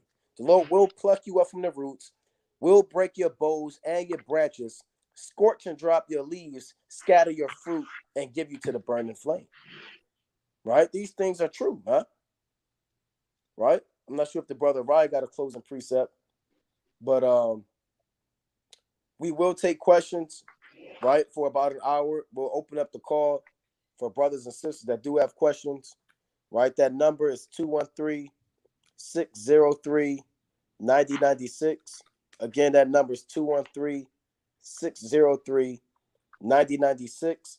And that PIN number is 94809-305. Slocky. For those who do have questions, it's 213-603-9096. You should see it on the screen. And if you have any questions, that PIN number is 94809-305. Right? But with that, we're going to close up, giving, of course, our honor and our glory to Yahweh. Bahashima Mashiach Wamalak Yahushai, Brother Naquam, Brother, you're done. and the mighty Brother Raya on the line. Kwam Yashala, Shalom. Sure.